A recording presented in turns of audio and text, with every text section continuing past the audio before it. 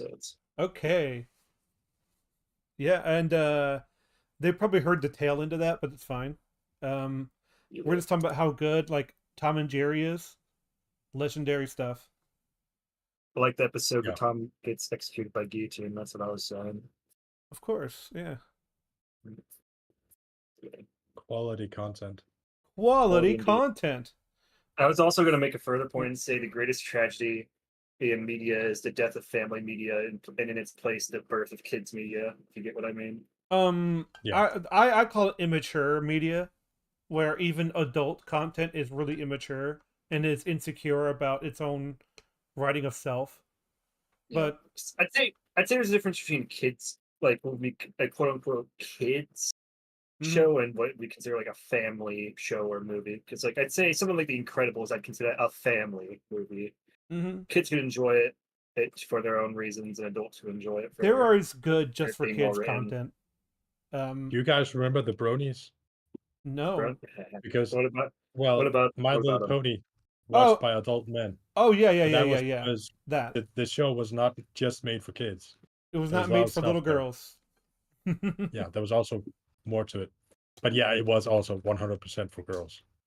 um, I I I mean, that's a Call of Duty meme. they were a thing, but from what I understand, the Brony fandom's fucking dead. Hang on. I'm gonna say hello real quick. Then we can go Yeah. off. I guess Yeah, yeah. because this is mostly talking a about talking about the Brony fandom. This is nah, episode. freaking screw him. The heck with him. So the so yeah I have news from my Buffy upload. If you don't know, it got copyright blocked, and Yeah. Oh no. and so I have to go and get rid of probably most of the video footage and replace it with pictures or something. So I'll have to choose what's really important to put into video, or just skip out on some video entirely, which ruins my whole structure. So, or what I'm going to do is make it really small and then put a video by it. And it's like, okay, maybe I can get around this by having it covered up, or like, first I'm going to try a couple of things first before it like compromises my work entirely. Yeah. So Have you tried because like I worked really I hard hear on it, that like I worked really mirroring the hard on it. footage? It's my best work ever. Like, and so I don't want to compromise it as much as possible.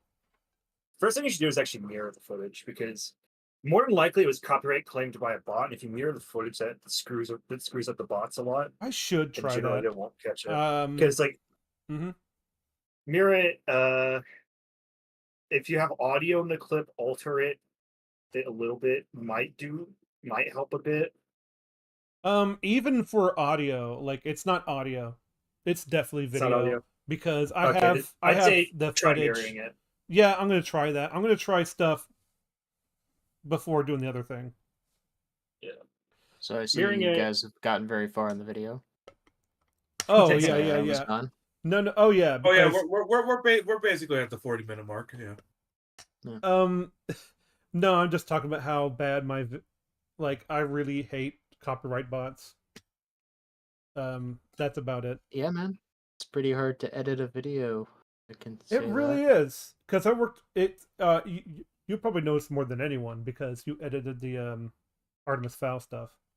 Like that was some brilliant handiwork, and now I'm like I. It's not that I put I put my heart and soul in this one, and it's like, man, I have to compromise it. It's like even then, I still had to wait to dispute a copyright claim because I think I edited that video down like 5 times before I gave up mhm. and just decided to wait, and then they dropped the claim after 2 weeks. So it makes me kind of wonder if I could have just left a few more minutes in and just waited, but I just didn't know It's at the so time. It's not like I made any money off of it or anything. Oh no, I don't plan to make money off this or anything. It's just that I I wonder if I could just keep it up blocked and and then just drop it. Would that happen? Well, yeah, if they drop it, then the video would be live. Because it's interesting. The best of Buffy video that I had before, it has some of the same footage. So I'm like, why is this one There's like no rhyme or reason to it. It's just the I- frequency of clips. I've been able to True. upload like a full minute and 30-second clip before, mm-hmm. and when I put it in my long video at half Yep. the time code, then it gets flagged. It's I think that's it because it's 35 minutes long, so it's like, uh-oh, you can't do that. Like, all right. That's what I think it is. So I'm gonna try to mirror it. I'm gonna try to put stuff over it, see if that works. So Yep. who knows? That's what I did. Try the easy Hopefully that stuff works. first. Just manipulate the clips you already have, Yep. and that's I it. even already color coded it because like I increased the saturation so it doesn't even look like the clip. I sharpened it a lot to make it pixelated. It's like Can you tell who it was that claimed it or flagged it or whatever? it's definitely Because WB. sometimes you can tell it's a It's music company or something. it's definitely WB. They're really Right. really strict. So, anywho, Buffy will be Name a uploaded. company. Name a company who isn't strict on their copyright rules. You'd be surprised. It depends. It depends on the video. It depends on the content. I guess we're gonna go. I'm gonna start talking about movie companies because it'd be primarily Game companies don't care when it comes to media corporations. unless it's an official soundtrack from a label, music company. They don't care. But anywho, so I was gonna say like, what do we think about Synthetic Man? What do we know? Is that really I a don't- question you need to ask? I Yes. I don't think about Synthetic Man. I've heard some of his interesting takes. That's really about it. I say interesting in not in the actual intrigue, but more so in an ironic sense, obviously. As far as EFAB episodes go, the Synthetic Man one is probably my favorite. It's up there. Yeah. Yep. Up with what's his face? Never Knows Best. And I've actually I personally like the fucking Ethan is all mine video. That's what Me I too. witnessed. Me too. Holy crap. Anyways, Fraga. I do keep in check what's on this channel because Falco knows this. Some of you may know this. I watch some videos with I watch some Synthetic Man videos with some people on different Discord servers, Me. and Falco's seen some with me, and we've just kind of watch it, make fun of him because Synthetic Man is one of the people I would just call pathetic, like absolutely pathetic. He's a locale, but the thing about being a locale is that you have this this disease to tell people about yourself and then really expose yourself to the internet in some way, shape, or form. And everyone does it. So it's like, and the things he says are just so laughably like dumb that you can't help but like saying that like we're gonna with Atreus and Agrabota, they need to have kids. Angerboda, whatever. And like we need them to have kids, and then I'll kill all my sons to make sure that they're racially pure. And like, oh Yeah, I saw the video too. I'm actually I'm kind of intrigued because I saw the EFAP on him. I'm like, yeah, that's someone I would ever want to watch a video from. I can't. I was in this situation. I can't say that like I'm not intrigued in a certain way because I watch a lot of DSP detractor content, and that's how I know about all that stuff he does. I'm like, because it's like the train wreck in Call of Duty World War II. It just keeps going, but you're fascinated. Like, yeah, I just want to admit something here. Mhm. I started EFAP around episode 290 or something. Wow. And I haven't watched the entirety of the back catalog, so I'm pretty new, right? Mhm. So I know of Synthetic Man by reputation, but I've never actually seen too much of his content. So this just feels like an And one of those movies where they introduce the bad guy by just talking about him. Oh, it's him. It's him. And then you get a reveal later. This is how it Have feels you right now. have you seen the God of War Ragnarok episode I've that seen covered in? parts of it. Oh, right, I forgot. Okay, yeah, it is quite a long episode. I'm kind of in the same boat. I've only seen little bits of his funny points, and that's about it. I have not seen the full extent of how he argues Oh, or what boy. his argumentative style is and what are his favorites, say, logical fallacies and such. So, I Um, remember when he's. Oh, sorry, go ahead. Well, I was gonna Right. say, like, what if we go to the video and get started? Like, that's a Right. that's a good idea, you Alright. know? magnificent idea. Hello. What's good? It's good. It's pretty good. We're gonna go into the video right now, and we're gonna look at the video and then see what he actually thinks. Now, the thing is, though, I want to go into at least as good faith as possible. I want to try that for everyone. I mean, that's generally my rule of thumb. Yeah. Best faith Two- possible until proven otherwise. 2 Mhm. words that don't at all mix with a synthetic man. Good faith. I don't know. Yeah, well, he's I'll the right. give as much as I get. Who knows? Maybe he's a changed man now. Don't count on it. But like, I- but hey, what I you mean hope is for the like, best to accept the worst. let's go. Let's see what's going on. It's Oh a boy, goal. it's my favorite time of year again, the Game Awards. Shockingly, this show was actually slightly less woke than last year, but significantly more boring to compensate, which I didn't even think was possible. There were clearly fewer games with diverse female protagonists. Oh, Yes. already we got started All because right. it's like Yes. diverse I- female protagonist means it's bad. Thank God. I did not see a Uh, single woman on screen. Yeah, which means it's exactly. definitely good. Why didn't you match the? Why did? We are 18 seconds into the movie, into the video, and it's already the culture war. So I let's know. go. Yep. Well, Yeah, that's what he it- is. He's the right side of organized chaos, and like he's definitely a culture warrior. Like He is the very people that he is the very stereotype that people on the other side of the culture were or have created. He is Mm. that very He's like person. he's like a worse version of no bullshit. Oh, it's kind of funny you can't say that. fucking- 'Cause I didn't- I was watching the EFAP highlight of him before we came here, and like he was doing the Infinity War thing. Wait. Okay. Really more boring. What? Who's putting it back?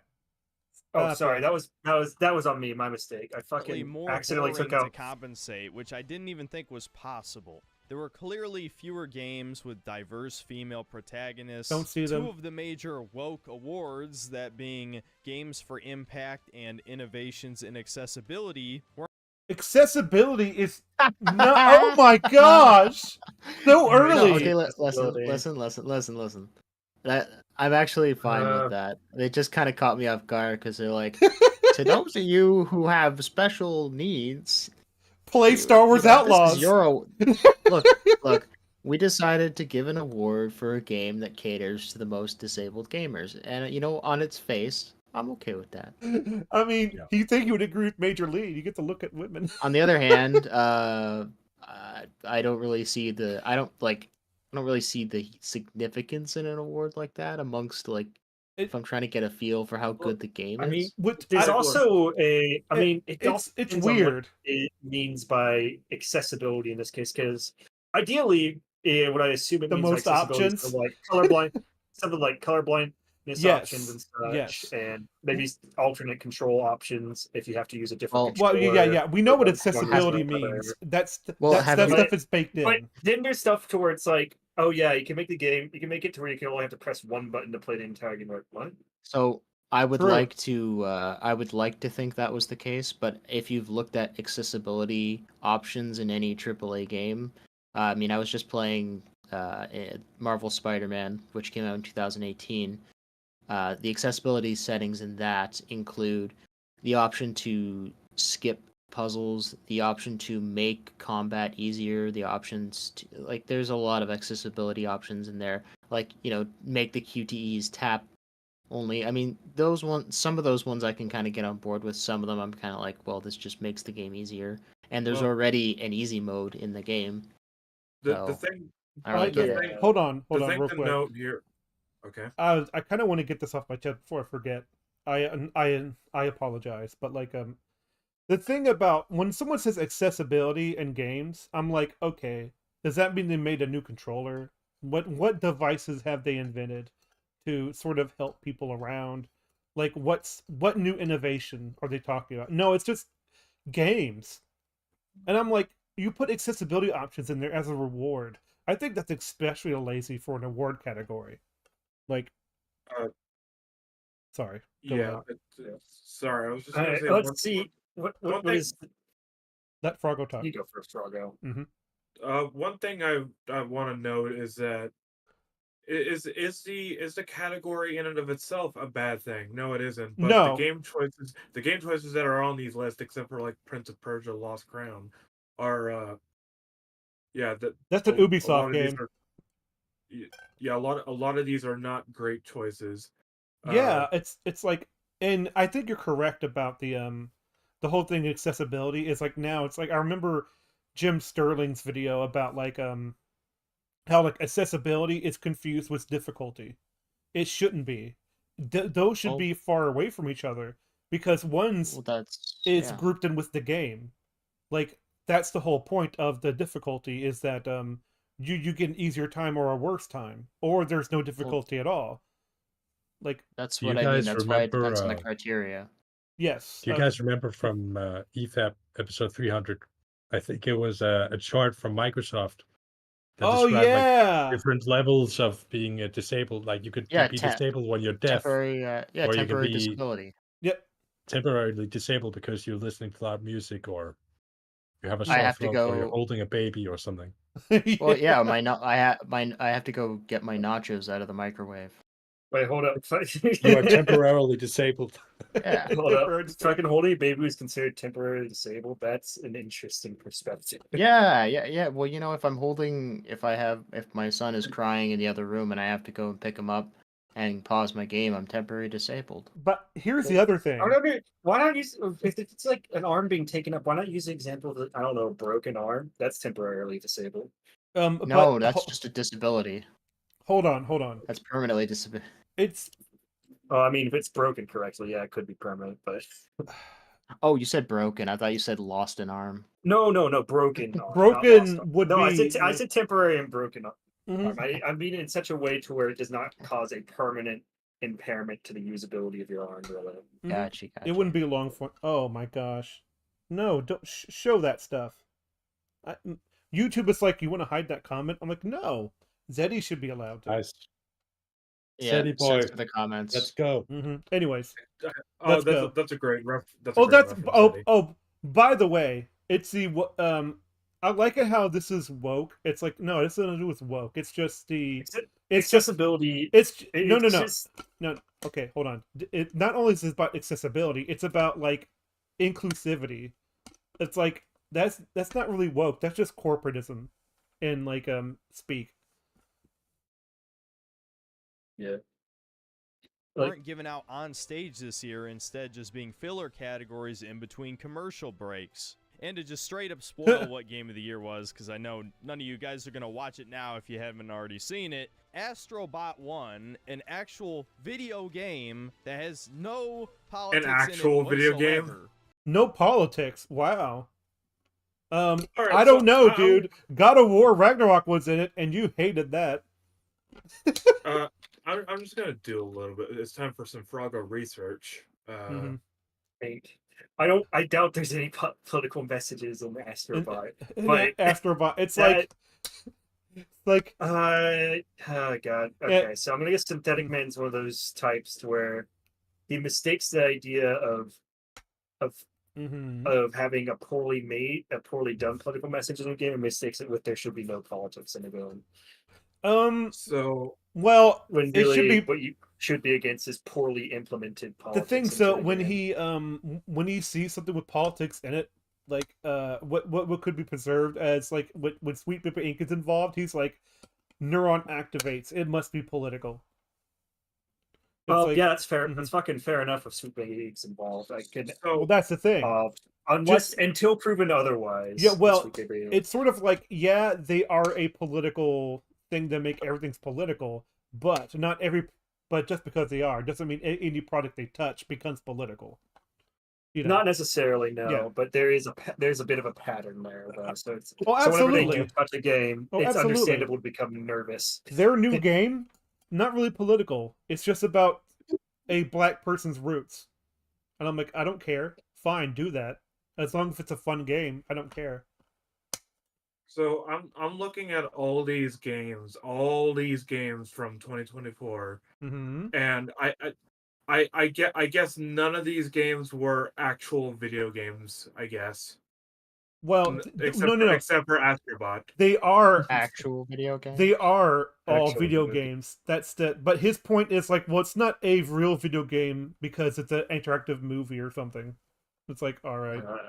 I can name tons of games from this list that aren't movie games by his definition. Well, I wonder what not just- I wonder what Synthetic Man thinks of fucking MGS4 now. What- I'm very curious. What I mean is like, it's not only that, like, without corporate sludge in it, like battle passes and microtransactions. You know what I mean. Yeah, he's still Just a wrong. simple, pure 3D platformer like the good old days. It was probably my second I think that's why he likes it. It's just, it reminds me of good old days. Like, yep. favorite game of this year, so I couldn't be happier about that. That said, even though I think this year was less woke overall, both in its messaging and the actual game shown had less forced, diverse protagonists and less overt political messaging, it was still highly obnoxious, and I can't say I was excited for any game shown except one. But for the most part, the show was incredibly boring, inoffensive. The games shown were still a bunch of bullshit that no real gamer should be interested in buying, with a few exceptions. And Oh, okay. Man, I just love how he's Yeah. like he sounds like a preacher instead of an actual like analytical person. Could you? I wish you would like describe these games in question. Well, I'm sure he will. He's doing setup. That's true. This is the preamble. Mm-hmm. And here's the thing, like when I do see a person shown like this on screen, I'm like, okay, my defenses are up. It's like the Empire when like the Millennium Falcon turns around. I'm like, shields up.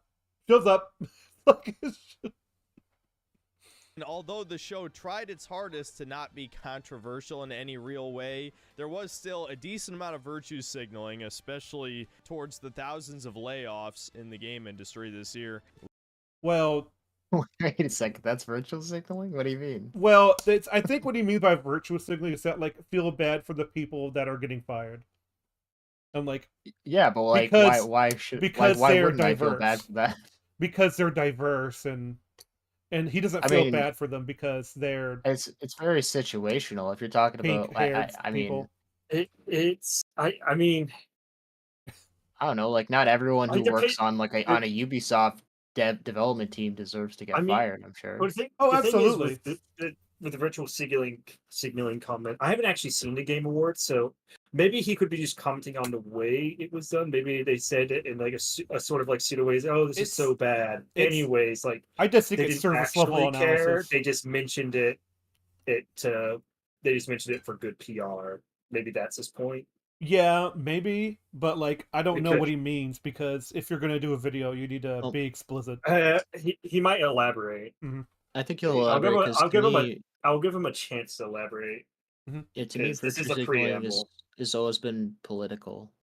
Well, you don't. I don't even think virtue signaling necessarily needs to be political. What you need to do to virtue signal is you want to like mention a Be a cause to victim. action, not because you actually care, but because it gains you some sort of social. It Credits. gives you some sort of social advantage or Yeah, well, advantage Let's- in It's like like, the way you're during looked Pride Month. on. Maybe you do it Let's- for let's just attention. put, Maybe you do it for because you have an actual monetary gain for doing so. That's virtue signaling. that's what you just call it grifting. Yeah, virtue signaling is drifting. think they're both the Okay, same. yeah, I could definitely see that. I've just only seen virtue signaling used in the context of here's my political position.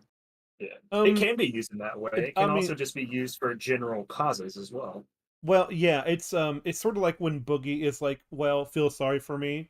By the way, if That's you, virtue signaling to you, himself. oh, a by whole the way, different level. make sure not to support me or anything like that. I'm not asking for support. I just want you to do everything that I tell you to do, because I'm sad. Please don't dislike me. It's like it's kind of like a That's- pity I party. mean- Yeah.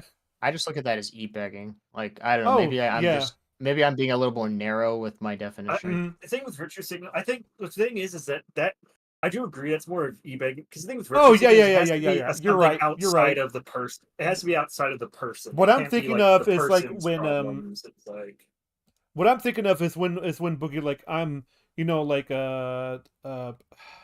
oh my they are in gosh. similar ballparks. It's just one is a problem without and one is a problem. Well, like throwing a within pity this party is movie. not virtue signaling. Oh yeah. Yeah. Virtueson is like, hey, hey internet, we did it. Like we got this cause. It's like, what are you doing? Hey, Like, internet, well, look you're at not this. a- I'm gonna It's do. also Hey, like, hey, internet. I'm gonna do a TikTok dance for TikTok yeah, dance up for this Fat side Boy with this one side Splash. on the war. Woo! Well, here's That's an like low example. level example, If, but it would be Mhm. like if Boogie randomly promoted, let's say Wonder Woman 84, and then he said, you know what, guys, I didn't get it at first, but then I asked my niece what she thought of the movie, and it made sense.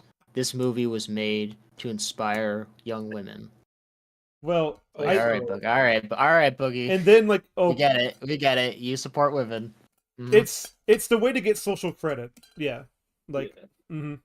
you have to be a two-faced sort of liar in order to be the So, one who yeah, I virtue know. signals or grifts. We said As Boogie. it also can be called. Yeah, yeah. But it's that he usually does that. Not even to virtue signal for somebody else's calls. He's blatant and does it for his own. Oh yeah, So- absolutely. So, I was going to continue with the video. It's fine now. oh, okay. No, it's fine. Go ahead. Well, hopefully.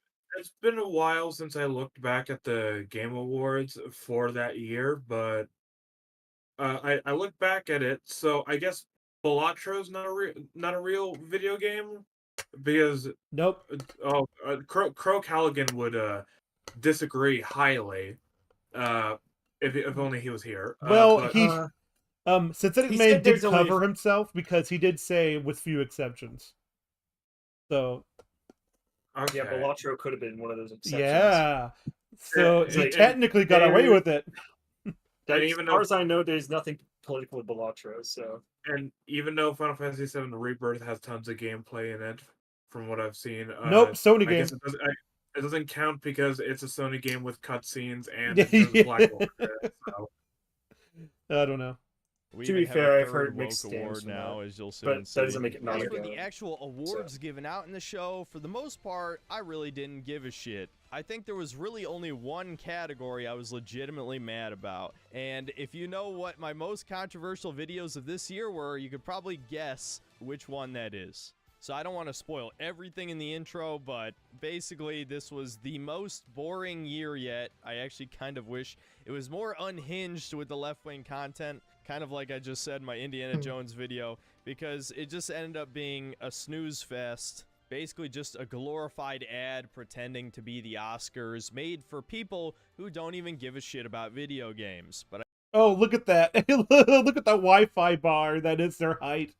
I mean, as much as Todd Howard is a fucking prick, when it comes to making his games, I wouldn't say he doesn't care about video games. Oh, he cares. Like, it's Yeah, just he that cares. he just doesn't care about backlash because he knows people will buy stuff.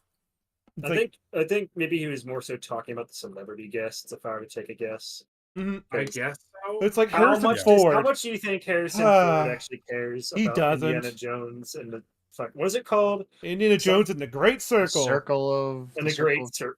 Circle of Time. The The Great Circle of Circle. Life. The Circle of Life. And like, this is it. And then God. and Didn't then that Harrison game Ford require, like, holds up Simba on Pride Rock. Like, the worst part about that game is that it fucking forces ray tracing. So And I'm never playing it. and then he says jelly, But anyways, But I guess it's always been that way. So without further ado, here's my breakdown of the Game Awards 2024. about time. Oh, Starting boy. off with the pre-show, Sydney Goodman is once again back to host and gives out several awards that were deemed Best fighting game. Ooh, let's see. I like Tekken 8. That I actually don't is think a it's pretty gone good bad. roster for fighting games. Multiverses has gone downhill, and of course it got shut down this year. Well, so. yeah, because it's a terrible game. Oh. Multiverses? What the hell is Multiverses doing? Warner it's Brothers Smash, and Multiverses. Jesus it's Christ. Smash Bros with WB. I know what it is. Oh, he knows thought what it that is. came out a few He years said, back. what's it doing here? It's like, we got to remember, this was a year ago. What is it Like- doing up against these? I know. It's a great question. Marvel's Capcom I'm gonna- Fighting Collection is like, wow. I'm gonna be honest with you, people. I really enjoyed Dragon Ball Sparking Zero. I really did, but I stopped playing that game a long time ago because, well, not long, just a while ago because, I don't know if they fixed this, but the game had a glitch in which it would just erase all of your save file, and you got to start the whole thing over again and unlock the characters and stuff like that. So that was really irritating. But other than that, I think that might be great just game. for you, but I don't know. No. Apparently, other people have gotten this glitch as well. So, That's not but good. otherwise, great game. It's I think it's just like an advanced version of Takeyachi, whatever, Budokai Takeyachi or whatever. Sorry for the butchering of that name, but it's just it's an HD And Kaiichi. Takeyachi. Yep. Anyways, deemed not important enough to show up during the main show. That being Best Fighting Game, which was given to Tekken 8. No big surprise there. Best VR/AR game, which I'm sure no one actually cares about. Arkham Shadow. Oh, Well, to be honest, I've heard a lot of people praise Batman Arkham Shadow. So It's like it's a VR game, therefore it's what? Hold on, I want to go back. The main show, that being Best Fighting Game, which was given to Tekken 8. No big surprise there. Best VR/AR game, which I'm sure no one actually cares about. 3 esports. What's wrong with that? people definitely cared about Arkham Shadow, man. It's like when a good VR game comes out, people care. Remember Half-Life Alex? I think when he said people don't care, I think he actually meant he didn't care. Yeah, that might be true. Care, so. Here's the thing, like most people don't. It's a fucking. He's just pre-projected there. I'm calling it. Yeah, it is true that most people don't care about like not don't care, but like most people don't have VR. You know, they are privileged goggles, but it's fine. Don't worry about it. I mean, it also doesn't help that fucking Facebook has a. Oh yeah, the massive metaverse. market That's share. going. That's going. They have a places. They have a. Well, no, it's not the metaverse itself. It's the fact that they own Oculus, which majority of people who do VR own Oculus Quests and shit, and those things. It kind of. I don't know how powerful they are, but last I checked, they aren't esports game. Particularly powerful. Esports game. No. Yeah, Esports? esports game. You know, like games that are presented. I in know what an esports. esport game is. I'm just flabbergasted. That's a I'm category. biased here. I just give it a Counter-Strike 2, even though I don't care for that game too much. Definitely over Valorant. Valorant does not deserve it. Valorant wins it. No, doesn't deserve it. Sports Awards, games for impact, League of Legends and won. innovations in accessibility, Whatever. which was truly shocking to me. In previous years, they were treated as one of the major spotlights of the show, being worthy of giving an award on stage to someone who gives some virtue signaling speech about accepting everyone and how their game helped LGBT people or minorities or whatever the hell. Just narcissistic self-flagellation so everyone can feel good about themselves, isn't that? He's got a fucking Captain Marvel. Oh person. no! It's got a more Ragnarok. Well, listen, God of War Ragnarok, great stuff. All right, great. It stuff. is, but I really I do honestly love don't- that game, but I don't give a shit if anybody goes like, well, this is a part of representation and it was a part of their accessibility award, so that must mean it's bad, right? It's like, no, the game's great No. anyway, so I don't give a shit. Yep. No, at most it means some head developer or some guy who worked on it is a little it thinks himself a little bit in a little bit in a narcissistic, grandiose way, which doesn't mean much. You can still have narcissistic people create good games. So Yes. last I checked, being a horrible person Absol- isn't and prevent you from making good art. True. The stop sign is red, no matter who made it. Yeah. Well, I'm not saying that this person right here is a horrible person, obviously. No. There That's are not what we're degrees. saying. That's not. Yeah, I'm not saying. I'm just saying. What I'm saying is they got somebody out front who could represent and virtue signal for them. I do agree. It does seem that way on surface, but I don't know what they said. I don't know what the award it's like for or Yeah. whatever. But I'm gonna guess that he's going on, unless he like shows a clip later to explain what he means here. I'm gonna guess he's assumed that you've already. By that the way- viewer has already watched this. I've never heard of except the bib modes. Accessibility. Accessibility modes. I think it's a newer. Well, that's section. that's a You haven't heard of perfect that? time to mess up because you sound like you're temporarily disabled. Mm, that's true. No matter where you come from, you are talking disabled to another country. So Hey, I'm Yeah, temporarily exactly. disabled because I'm drinking water. Right No, now. well, hold on. Okay, let's be technical here. I did post the chart below. If you can't pronounce a word properly, that's situational. situational So- disability. It's That's too how it late. It's true. N- Ask the Now, if Germans. you Hey, just wait, just a heavy accent is considered a Yes. disability? What the fuck? Yes.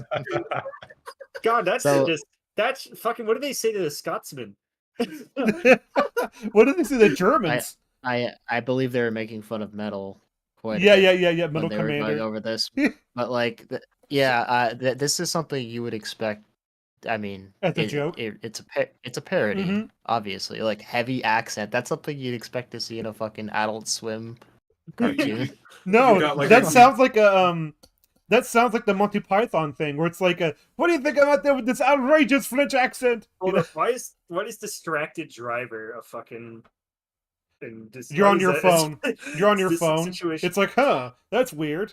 Can Why we would you get that part design? up Why on would you the screen? design a fucking piece of software Oh, for distracted no. drivers? That's just gonna make this. That's just gonna make it worse. I Let- just like no, the hold idea on. that. Thank God. Sorry, Sorry, but like, sorry. We're going on a massive tangent. yeah. That's kind of what I'm like.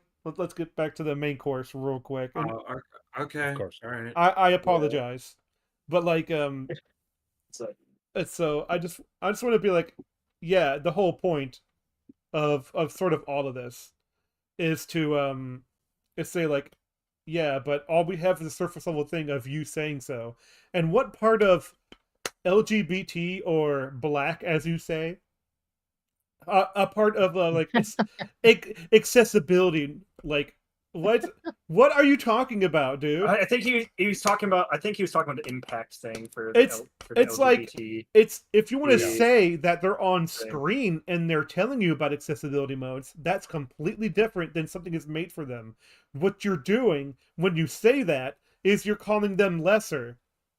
That like you moron. I think what he's talking about here is he's talking about the LGBTQ black thing. Oh, and, like, the absolutely. impact But he in said the it. impact He section. said it in a way directly as like, yeah, well, we did it for them.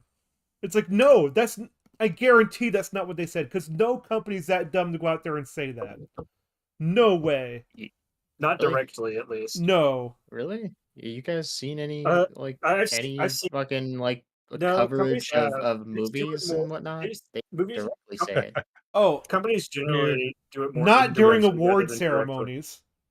Like, But they wouldn't- So they won't say it in an award ceremony, but they'll say it on camera in a correct. video that Mhm. goes out to millions of people. Yes. What I mean is like they wouldn't I- say it as directly as Synthetic ever s- Man says they are. Like, You ever seen any clips from the Oscars, Maybe Guardian? actually hold up. Yes, I don't think I his point is have. that the thing is I don't It- think his point is that they're saying it directly. I think his point is the fact that they're saying it in the first place. So I don't know if All that's an right. argument we really want to use. Also, that's a Captain Marvel handbag. I just noticed. I pointed that out. I Oh. pointed that out to you, and Yeah. then you immediately went to God of War Ragnarok. Oh, I'm sorry. He That- did.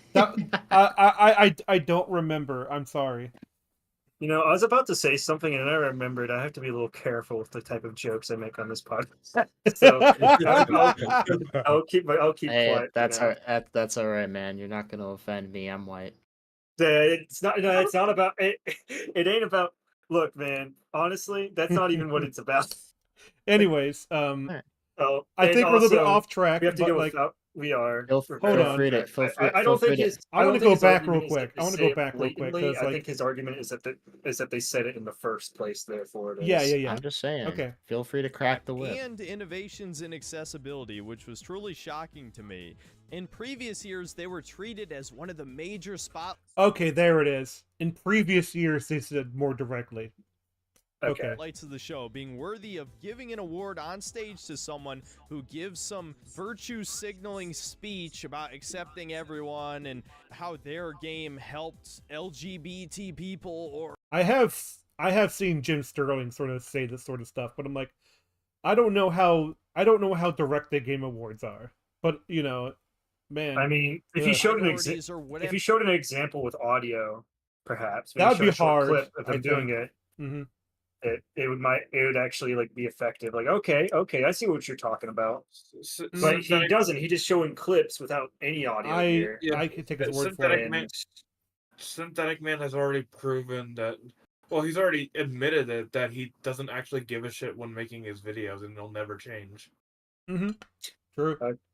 So he's gonna okay. So I guess the fucking audience, he's assuming that we've already seen the Game Awards and we know exactly what he's talking about. That's gonna make it very confusing. Well, yeah, to he's know sort of this like kind of truth. he is sort of the preaching to the choir. This does sound like a preaching instead of a try to do it with a matter of fact. You know. That's fine. I actually pulled Never footage to of Game Awards 2023 to see so I can attempt to get an idea what he's Well, talking about. just Continue with the video. narcissistic self-flagellation so everyone can feel good about themselves. Isn't that great? And now they're just a minor footnote in the award show. Now, these two awards were replaced by something that we'll get into a bit later. But I think this is definitely a sign of the time. Also, the placement of this is really weird. You'd think they'd be on stage to do this, but instead it's some corner. Like, Dude, it's weird to me. dude, fucking talking like fucking Lord of the Rings character.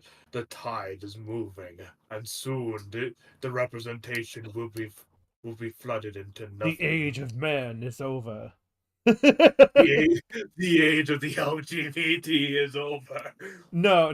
I mean, Well, that sounds like something the a opposite. feminist would say. The age of man is is over. Yo, yeah. You never see that meme of Gothmog has a pink hair and like LGBT Yeah. flags? It's like the age of man is over. It's like Times. I'm not going to go around selling white pills just yet, but I think it's clear they're trying to dial back on the more overt propaganda. And the final award given during the pre-show was Best Family Game, and Nintendo. I wonder where he gets that from. The whole idea that they're dialing back. Because And I know where I know where I've heard it, but like I don't have the evidence in front of me. It's just that the reason why they're dialing back on it is because they're looking at where the money's going, and it's not going like from the customers, and they're saying, "Uh-oh, we need to do some polling and quick in order to turn this vote around." I heard a little bit of what he was What? going to say, in which he's probably Fuck. either going on? going to Mhm. what. Hey guys, I'm Yeah. not gonna lie. I think, unfortunately, I see what he's fucking getting at with the fucking impact thing, because I looked at fucking the 2023 one. And I see fucking Goodbye Volcano High and one of the nominees for the highest impact. So that's funny as fuck. I think So I was. I just need to see hold his on. fucking speech though to see if what he's talking about is correct with like the overt. So I was I going to understand. say Anyways, Fraga. I think he's going to make a point about Nintendo being mostly on this list. But to that, I would say, well, how many family games do you get out of Sony or Microsoft these days? So of course, Nintendo's going to have a lot of it because Nintendo likes to focus on family-friendly stuff. Nintendo actually got snuffed of any and all awards this year. Not a single Nintendo game won anything. This was given to Astrobot, which I have to admit deserves it over these incredibly mediocre offerings from Nintendo this year. Oh wow, okay, Wow. fuck you too. He got like wow. I love how he set us up like, man, Nintendo got really gypped. They didn't get any awards. It went to Astrobot, which was honestly the best option compared to these mediocre Nintendo games. Like, that's the most. I mean, which side? What's your position?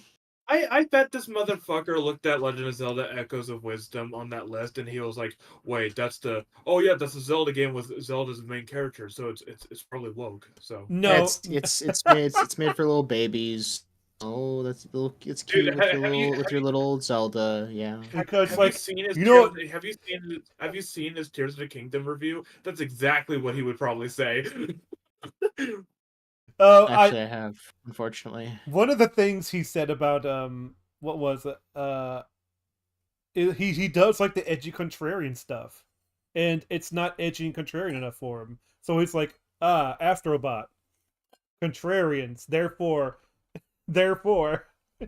it must be better. I mean, I can, because I have mixed positions on Nintendo. It's fine with, oh yeah, but like it just didn't really work in that series of sentences. Like, if he had said, I think Nintendo has made a lot of good games. A lot of them have merit. I'm not a huge fan of their business practices. I think that they're, really scummy in how they sell games and how they market their consoles and whatnot. Like, that's a fine. You can, both of those things can be true. Oh yeah, I agree with what you just said. Like, I'm not a huge fan of their practices, but their games have been solid. Like, not that I don't have criticisms of, a specific game franchise for the most part, but that might just be because I'm more familiar with that. Back to one of his previous points about the whole entire sort of self-flatulating speeches. I'm not sure why he showed B-roll of the guy who won the 2023 the Impact thing, because the guy the fucking studio that won the game that won the 2023 one, the guy who came up didn't even self-flatulate. He just thanked a bunch of people who helped the fucking team with their project. When he took the award. He's really lazy. I think when he was talking, if he was, I don't know why he showed that, because he should have shown if he wanted to show footage, he should have showed the preamble before the award was given, because the preamble to it, there was a little bit of self-flagellation there. Not the worst. It could have been so much worse, but there's definitely definitely what was said is a little more than what was needed to understand what the category was for. And it felt like, yeah, look at us. We have this category. Look at this category. It's so important. It's okay. We get it. We get it. All right.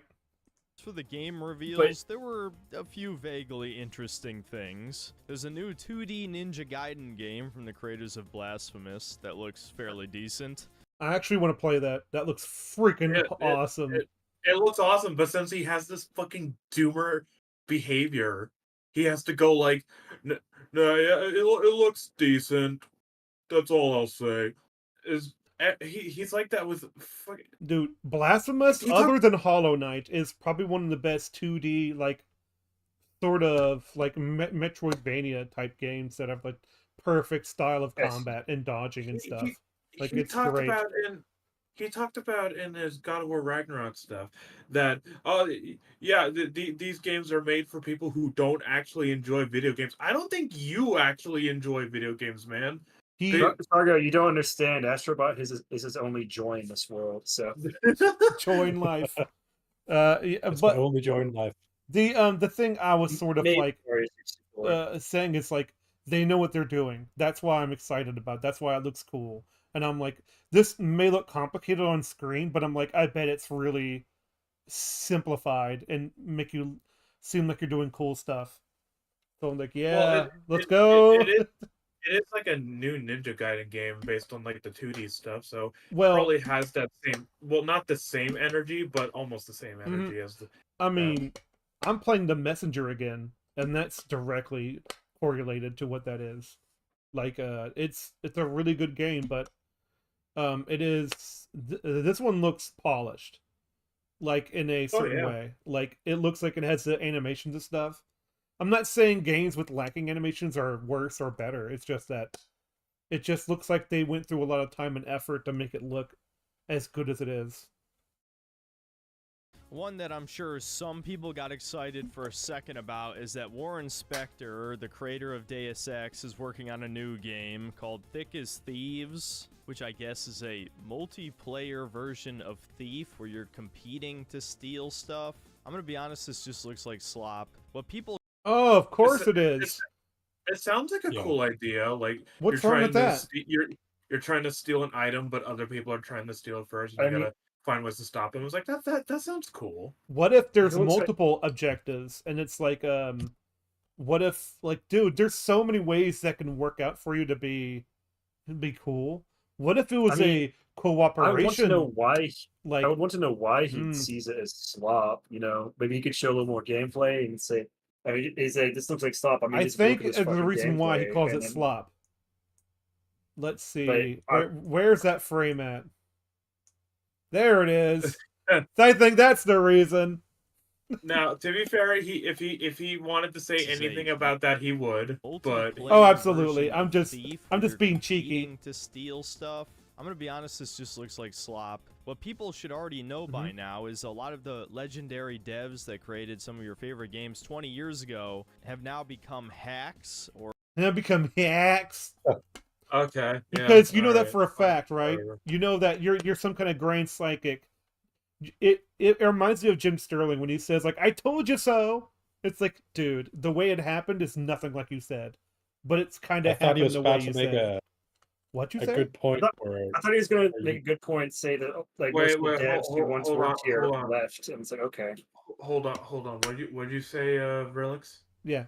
No, he just said it. It was the same point that the people who made the good product works at a different company now, so you can't expect the same company to have the same level of quality. But someone else just I said mean, it, so it's fine. you can, but like, it's Um, possible, but generally it's a bad sign when old talent leaves the original company it Mhm. works for. Oh Yeah. yeah, it sucks when that happens, and it is possible. Like I really hate Bioshock Infinite, and that's made by the same people who made the first game. It's possible, but it's also possible for the original game designers of some of your favorite games to come back and actually make something good. So Well, I'm not saying it's not. No, I Um, wasn't saying the good game. Oh wait, you're talking about fucking Synthetic Man's point where they he yeah, claims to become hacks. Okay, I know what you're talking about. they're incompetent Sorry, it's just you didn't hacks. really clear whether you were continuing with what you're saying or if you were just directly responding to what Synthetic Man's poor Okay, point was. And I'm gonna challenge you guys. maybe, but Hold on. it depends.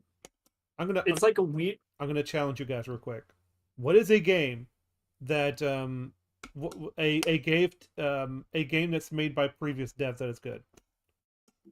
Like, Maybe previous Uh, to.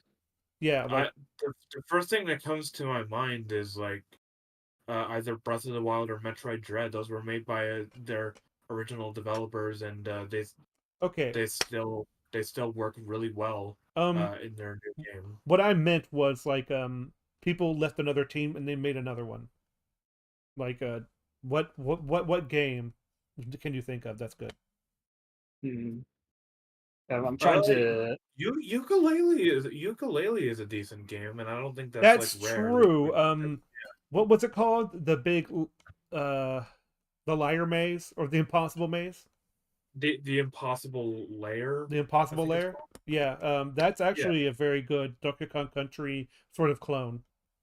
Like Yeah, so yeah, we found one. All right. Not impossible, but it is possible, but I can't think of too many. And I think that's Hideo Kojima. I think that's why he has this Fucking- boomer mentality. Hold up. Hideo Kojima, he left fucking Namco and he started creating his own shit in his own studio. People like You his mean name, Konami? so- You mean Konami? Yeah, he left Konami, created Yeah. his own studio. Okay. Yeah, go, but Hideo Kojima. I wouldn't really praise Death Stranding. I wouldn't either. Freaking overrated. Like, pile. But whatever. People like whatever they like. It's fine. You have fun however you have fun. That's what gaming's all about. Or lost their talent, or maybe never had it to begin with. Do I have to remind you guys about Mighty Number 9, or Ukulele, or Shenmue 3? Oh, wow. Okay. Ah. Yeah, go Alright. fuck yourself too, buddy. All right, my number 9. Okay, good point. Ukulele, haven't played it. I can't fucking say. Mm-hmm. Shenmue 3, I've heard things, Well, but that's about it. Shenmue 3 tried to putting 2 games into 1. Emu. Shenmue. There you go. But like, but that's not. And then you have it like them breaking off the deal with Steam in order to make it through. What was Epic. it? Was it Epic Game Store? Or Yeah, something? yeah, Epic Game Store exclusive. And it's like, what a That bad was move. Bad move. Talk about that was just a bad era. That was a pretty bad era for a bit when we had the fucking timed exclusives on the Epic Game Store. Nobody liked it. Well, yeah, because they said like they were gonna go on Steam and on Epic, and they said, nah, Epic is offering us more money. It's like, oh, thanks for backstabbing your customers. Do people even use Epic Game Store for things outside of like fucking playing Fortnite nowadays? I don't Or know. a few other games. No clue. Death like- Stranding. I'm sure each and every one of you can think of at least one time you've been disappointed by a famous game director coming back to make a new game and it just ended up being mediocre or worse. The next one came Okay. So what? I think the other thing is I think that ignores the nuance because even if you had like a fantastic game director, He's such a that doesn't doomer. necessarily guarantee that the game's going to be good. Because even if you have the best of game directors, if the people working on him under him are less than ideal or garbage, that could hinder things. And there's also what might be demanded to be, say, the deadline for the game to come out as well. And if you have people who do not know how to work with deadlines and cannot organize themselves particularly well, even under a good game director, then it's going to fall apart. No matter, even if you have one man who's legendary and knows how to direct a game well. So I'm gonna be right back, but you guys can go ahead and do what you need to do. Okay. All right, let's continue. So, well, I was just gonna make a. I was gonna make a small joke about that that situational disability thing with the heavy accent. Is I'm just picturing like a guy who's coming in for a job interview. They ask for his name, and he has like this very heavy Scottish accent. And those people are just like, oh, I didn't realize, and then they just start pulling out the wheelchair. No, I didn't realize I you're also feel like- situationally disabled. For some professions, having a particular accent is going to be a massive plus. Like, imagine applying for a job in IT and you just pull up an Indian accent, you're gonna get hired immediately. Hello, welcome to tech support. Like it's gonna be a massive plus for you. I feel like. Like that should mind me. Could you? I just imagine like having like a heavy Nigerian accent. And somebody just tells you, "Oh, you have I can't believe it. I'm sorry, you have a temporary disability." You're like, "What one?" That was a Nigerian accent, by the way. It was just fucking been doing something. Don't know what that was. But I have point a is- good point actually. Maybe we should wait until Falco comes back about having a bad team with a good leader, and then you switch them out with a bad leader, like how that can affect. But maybe we should wait for Falco. I don't know. also, why is being a bartender considered a fucking situational disability? Like, I don't know what because you can't hear software? anything. I mean, yeah, but what fucking Microsoft software are you going to be using while being a bartender is what I gotta wonder. Because I guess this is just for software in general. Also, can we appreciate how the hyper corporate designs we have here? Mm-hmm. Hold on, let me get me. Okay. In regards to, Mhm. I just thought of something when you have a good team, but you get a bad leader, or you have a bad team, or you bring in a good leader, how that doesn't always work. I Yeah. remember reading about it was Outliers by Malcolm Gladwell. It's about how culture and society affects people's performance and stuff. Mhm. He brought up about a thing they do in Navy SEALs training, where they measured how teams work together. Now, sometimes they switch the leader of the best performing team with the leader from the worst performing team. And what they discovered was the leader from the good team, like even though they have the bad leader now, they can still work together because all the teamwork members of the team have synergy and they know how to work, etc. But if you bring the good leader into the bad team, like they have bad culture, and for the first couple of rounds of the game, they're gonna perform poorly. So that's just back to our conversation about you bring back the talented game director. Well, Like even if you bring back the good guy, if the team is bad, it's not gonna guarantee success. mhm. Oh yeah, there's a lot of factors that could into that. Yeah. It could also even I think something as simple as like you're like a good you like worked with one say like a good lead DM director worked with one team for so long, he switches over to a new team, the new team's not used to the way he runs things. That can mess things up for a little bit. Now, granted, that might be a bit more temporary if the team in question is still competent, and because in theory, a competent team should be able to adjust us to a different leader or leading in different ways. But still, that's going to cause some issues. Anyway, let's continue. Yeah. As a bit of a shock to me, at least, if you've seen that Pac-Man? Amazon's Secret Levels, Oh which yeah, just that is came out, Pac-Man. you may have wondered what the hell was up with that Pac-Man episode that had absolutely nothing to do with Pac-Man. Well, as it turns out, there's a new game that doesn't even have Pac-Man in the title that is the exact same concept as the short. I guess it's like a 2D Metroidvania called Shadow Labyrinth, where you play as evil Pac-Man and need stuff. Did people not learn from Bomberman Act Zero? Nobody wants to see an edgy, grim, dark version of their favorite colorful cartoon characters, especially when it looks like ass. If I'm gonna It be does. honest, Mm, the gameplay doesn't look that bad to me. Honestly, it looks very standard to me, and it does have like its animations is poor, but that doesn't mean it can't be fun. yeah, I'm not it gonna go could that still be far. fun. It could still be fun with a fucking wild concept like Dark Yeah, Pac-Man. Yeah. This is, I'm not immediately against a edgy, darker adaptation.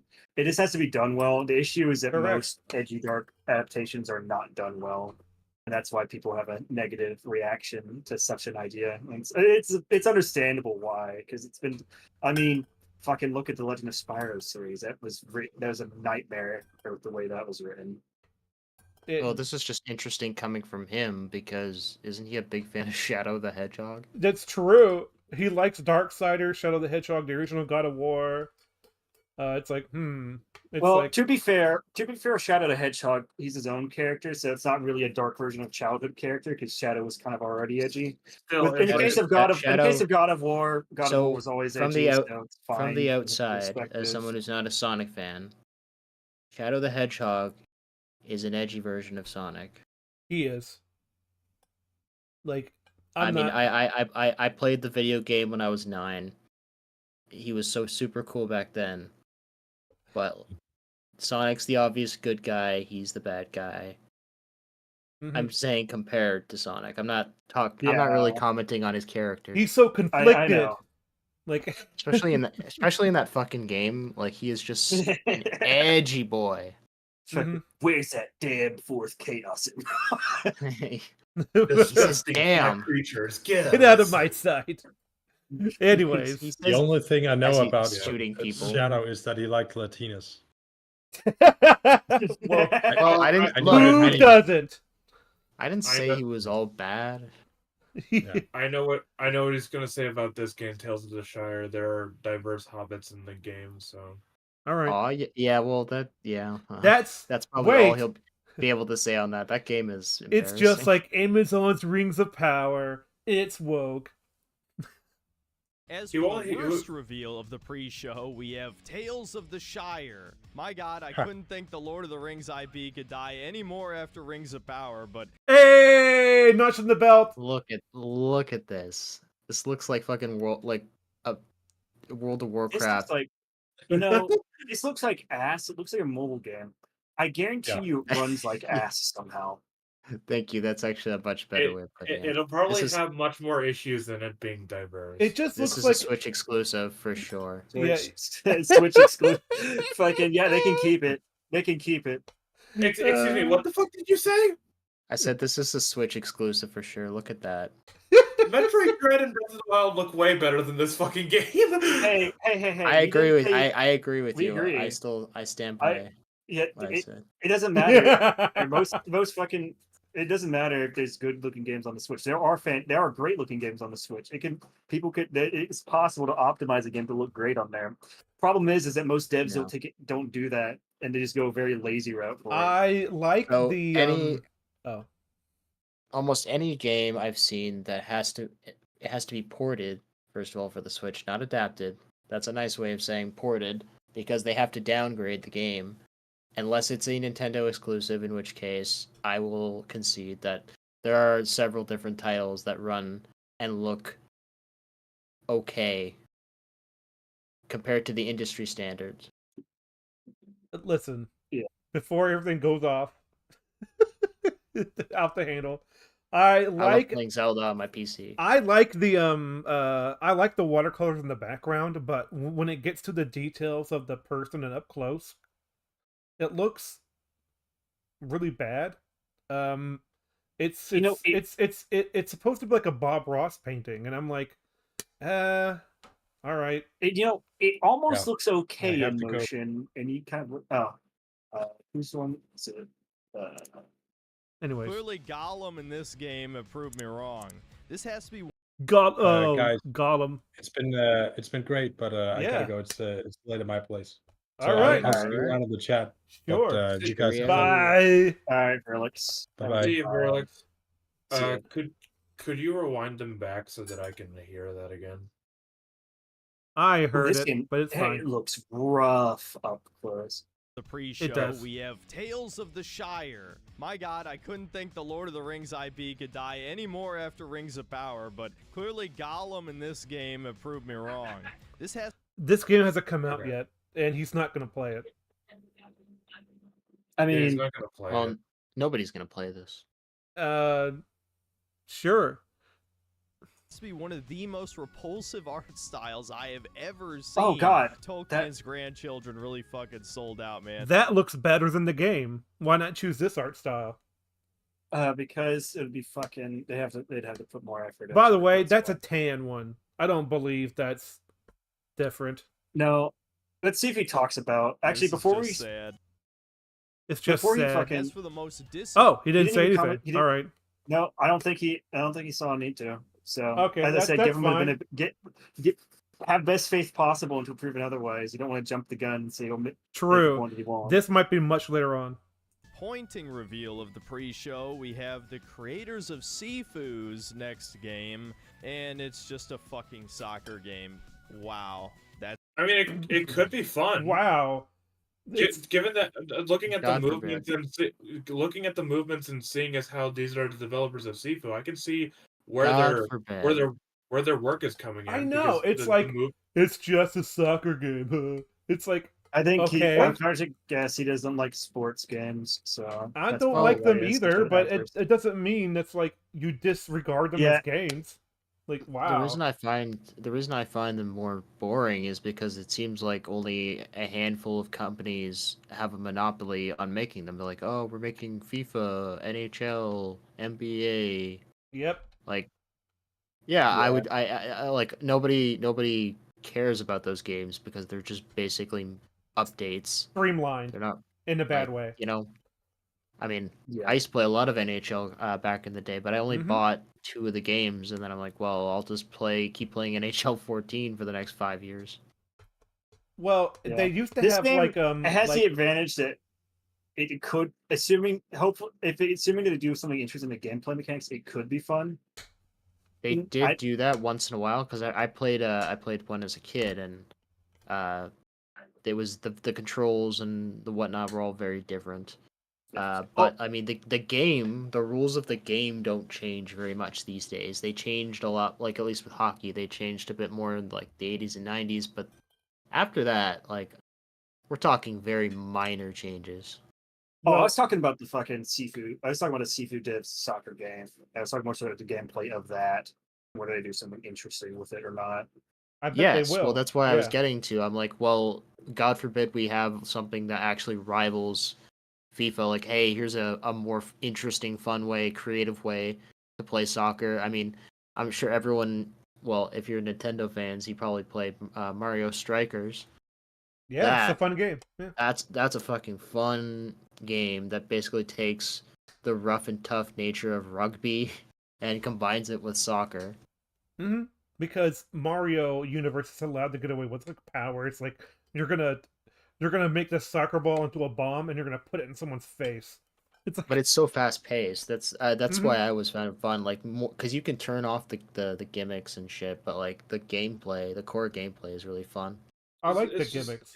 That's what makes it. kind of it kind of bothers me that this guy just seems to have no hope for any sort of video games. Like I listen, Yeah, I he's understand there are a lot of Mhm. shit games out there, but I don't sit around going like this is bad, this is automatically bad, this is automatically bad. Yeah, but Fargo, I he's such a doomer. Yeah.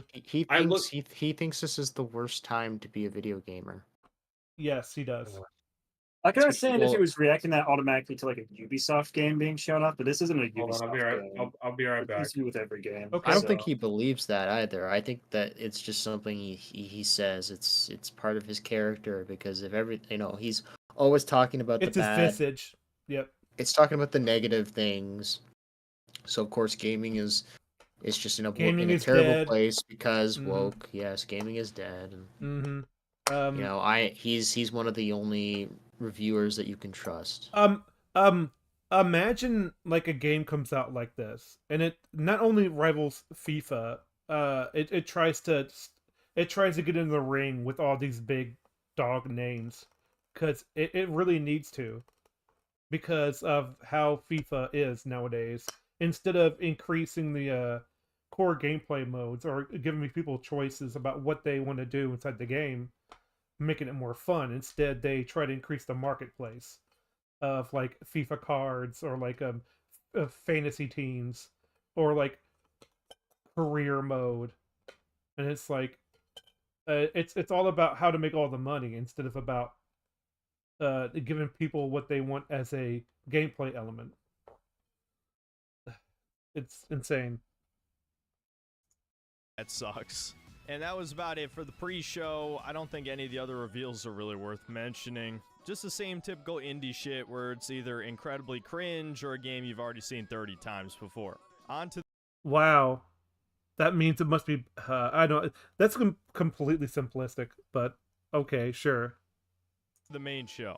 As Jeff Keighley gives his opening speech, he reminds us that this is the 10th anniversary of the Game Awards. It's crazy that this show has survived this long. I guess because Jeff is such a sellout, the show basically pays for itself. And I actually agree with that. I think 10 I'm- years, really? I've never known Jeff not to be a. I watched the Video Game Awards in Mm. like the late 2000s. I remember it being like earlier than that, but that's because like maybe they weren't yeah. official. Maybe. I don't know what makes them official. VGA used to be maybe the Game maybe like Awards, the right? Yeah, maybe not VGAs. the major Yeah. award ceremony. It wasn't a thing till like 10 years ago. Maybe I've never seen the official, the major. Yeah, it's true. It's Or maybe- awards. Or maybe like the Game Awards, like this specific Game Awards show is only existing for 10 years. You might be thinking of some other Game Awards that existed before this one. I will say that is a fucking- packed crowd. I will say. I don't know. Maybe they like reincorporated or something. Man, it's just weird how like time flies. It's like 10 years. It doesn't seem like 10 years. It seems like longer. As he drones on and on about all the great people who have come here tonight and how awesome gaming is, we're introduced to the new Muppet characters of this year, Statler and Waldorf, aka the critics from the Muppets show. And unlike every other year where they're usually a source of extreme cringe, I can't believe I'm saying. Yeah, I kind of agree. The Muppets have become shills in their own thing. That's why I'm going to stay away from Marvel. Stay away from everything. Just stop using them. Stop damaging the Muppets, please. Saying this, but they were the best part of the show. At first, it was a little cringy how they were basically just lampshading every problem I've talked about for several years at this point, but no, eventually they just start bullying the shit out of Jeff, and it's awesome. Why isn't this theater full, huh? Yeah, we heard you always sell out. Catch all that? No, but I wish the rest of the show went that fast. Yeah, it's like the... Oh, he's finally showing examples, I just noticed. Because the reason why is because like it's crapping on him. So it's like, yeah, I want to show this off. Yeah. Maybe it's the part he didn't get the- copyright struck for. I don't. So far, I think he's fucking great. The greatest issue with this is that he shoots himself in the foot because there are like two. There's like one thing I somewhat agreed with him on, which was like a self-flatulating speech thing. If only he showed an example of that in the previous Game Awards shows, because there are those there in those specific in the segments he mentioned, and he just if he wanted to, he could show them very readily and prove that they exist very easily. Yeah, but he just chose not to. Which was frustrating because, like, okay, you made a point, and you could have supported that with evidence, but you're right. It is about not the the worst basics of time it. to be a gamer. You are correct. I'm sorry. I had to respond no, it's not. to the person I in wouldn't say chat. it's. No, it's actually it's not even close to being the worst. Like, What would be considered the worst time to be a gamer? I Probably maybe 1949 or no, sorry, 45. There's Hey, there was chess. There was chess. Video games, Falco. Yeah, Focus. yeah. So, I mean, I don't. In fact, video games I don't think existed in 1945. I know. It's Yeah, a joke, exactly. That's the point. But Wow. Wow. Well, you know what? Am I my wrong? favorite video game was looking at the radar and making sure I didn't get shot down in my aircraft. Well, if video 1945. games didn't exist, that's a pretty shitty time to be a video gamer. Well, yeah, it would be. Let's put it. You'd have to be a normal gamer. Let's put it in. But That'd be as I was so saying, funny if maybe worst era would be like Hmm. maybe like I don't know, fucking like 2019 or some shit. 2020 when you had the fucking battle royale craze still going on, being shoved down the throat. Well, we still had the tail end of the major loot box craze, the start of battle passes. Oh yeah, that's kind of an interesting thing. Yeah, even though it's more So, profitable, it was maybe definitely maybe not damaged. the worst time, Yeah. but it was a pretty bad time.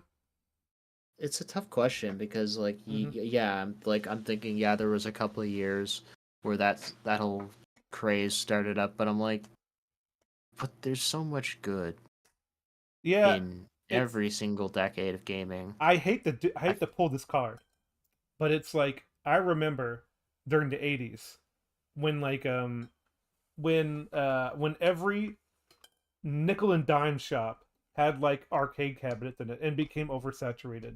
That was probably the worst part of being a gamer. It was like everybody knew gaming was a fad. You know, until Nintendo came along, of course, but No, it was sort of. It was sort of. It was less. I'd say gaming wasn't a fad. It's just in America, it was viewed as a fad for a bit. Because you gotta remember, the video game crash. The video game crash never happened. It only happened in the U.S. It was not a thing over in Europe or Japan. in Asia. Yeah, Like, it wasn't a thing in Europe either. Because in Europe, Mhm. or specifically the UK, they were fucking They were making major advances with games because that's when you get major games like fucking Elite, which is an open universe sandbox game. Yeah. In Worst time to be 1983. You're a kid and you can't afford. Yeah. But that's also, but the other reason why is the UK was fucking heavily pushing I in agree. computer and education at the time. So I agree. It's like the worst time to be gamers when you're a kid and you can't afford games. True. you know what? That's There's a point. Well, no, There's Kojima not Road. necessarily. I argue that there is greatness in a limitation that you have. I grew up primarily on old ass N64 games and Oh SNES wow, games you because said of lack old of money. 64 games, and I'm like, man, you guys don't Yeah. know how good you had it. Falco. Well, old for my Yeah. old for my generation. I was born in 2006. I Oh, know, Theoretically, I when I know. started playing games, I should have started on like Xbox One and some shit. You're- But no, I You started guys on are so 64. privileged. You're correct, by the way, Hollow. Those are old games. They're great though. Mario 64 is still my favorite when it comes to movement for Mario. Mario there 64 are issues is with it, but Oh yeah, Mario 64. Like you got to remember that was the first of its kind, and it's still really good at what it does. Like it is. I'd say really the biggest issue is Mario 64 camera, baby. when it comes to camera, sort of. Oh my I gosh. mean, it depends. Like I on the know. controller, it doesn't feel bad, but if you use a non N64 controller and try to use the Mario 64 camera, it does not feel particularly good. Anywho, One of these- I'd one of say these days. the wall collision is not good in that. All right. game. It is a bit Go broken. ahead, Shep.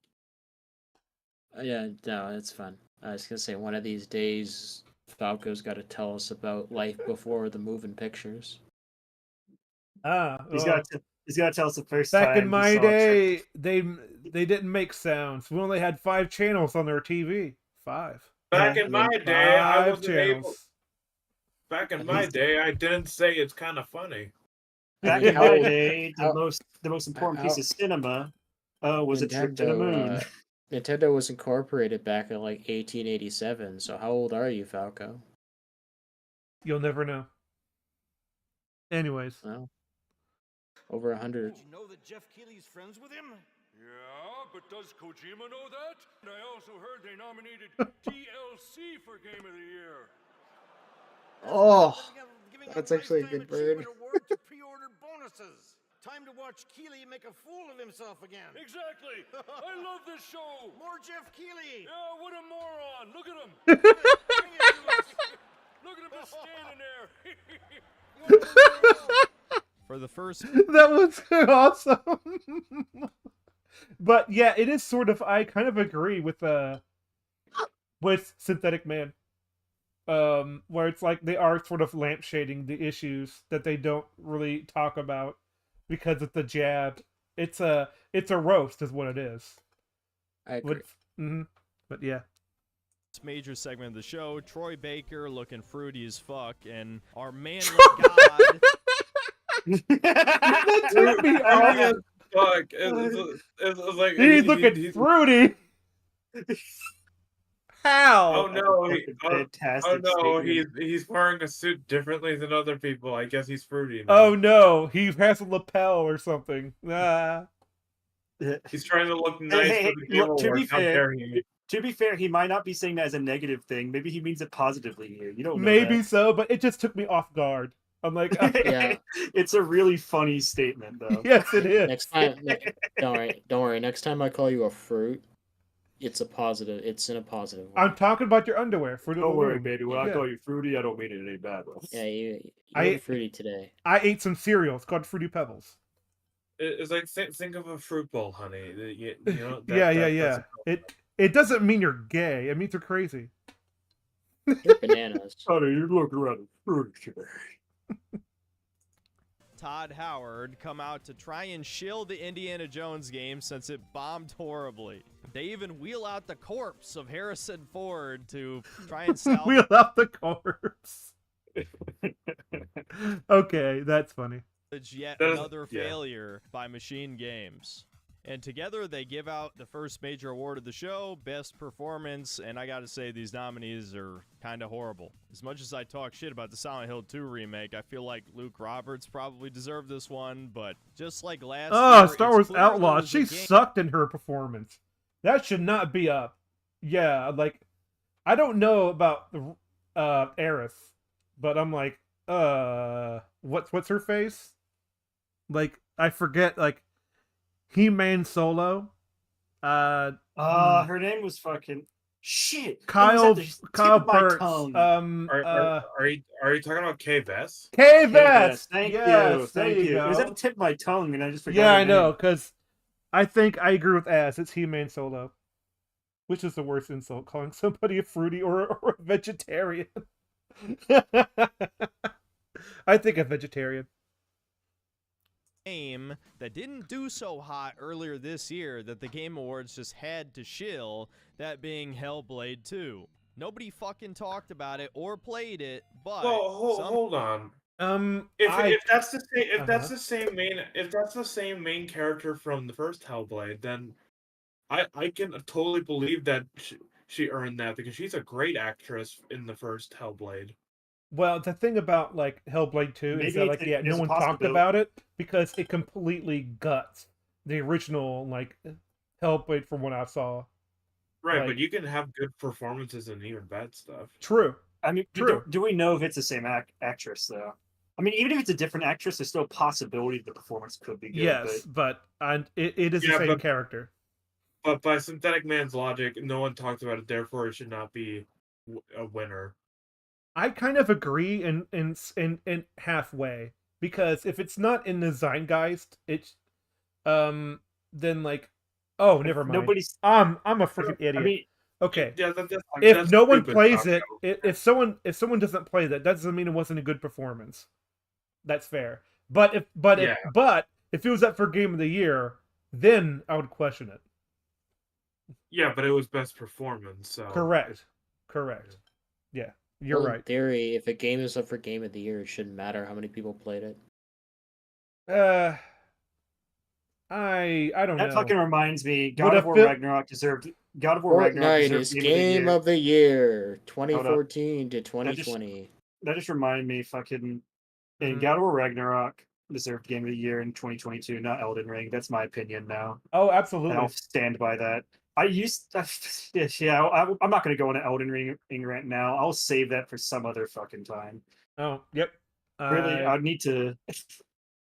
I used to I- love I Elden Ring until I played it twice in a row.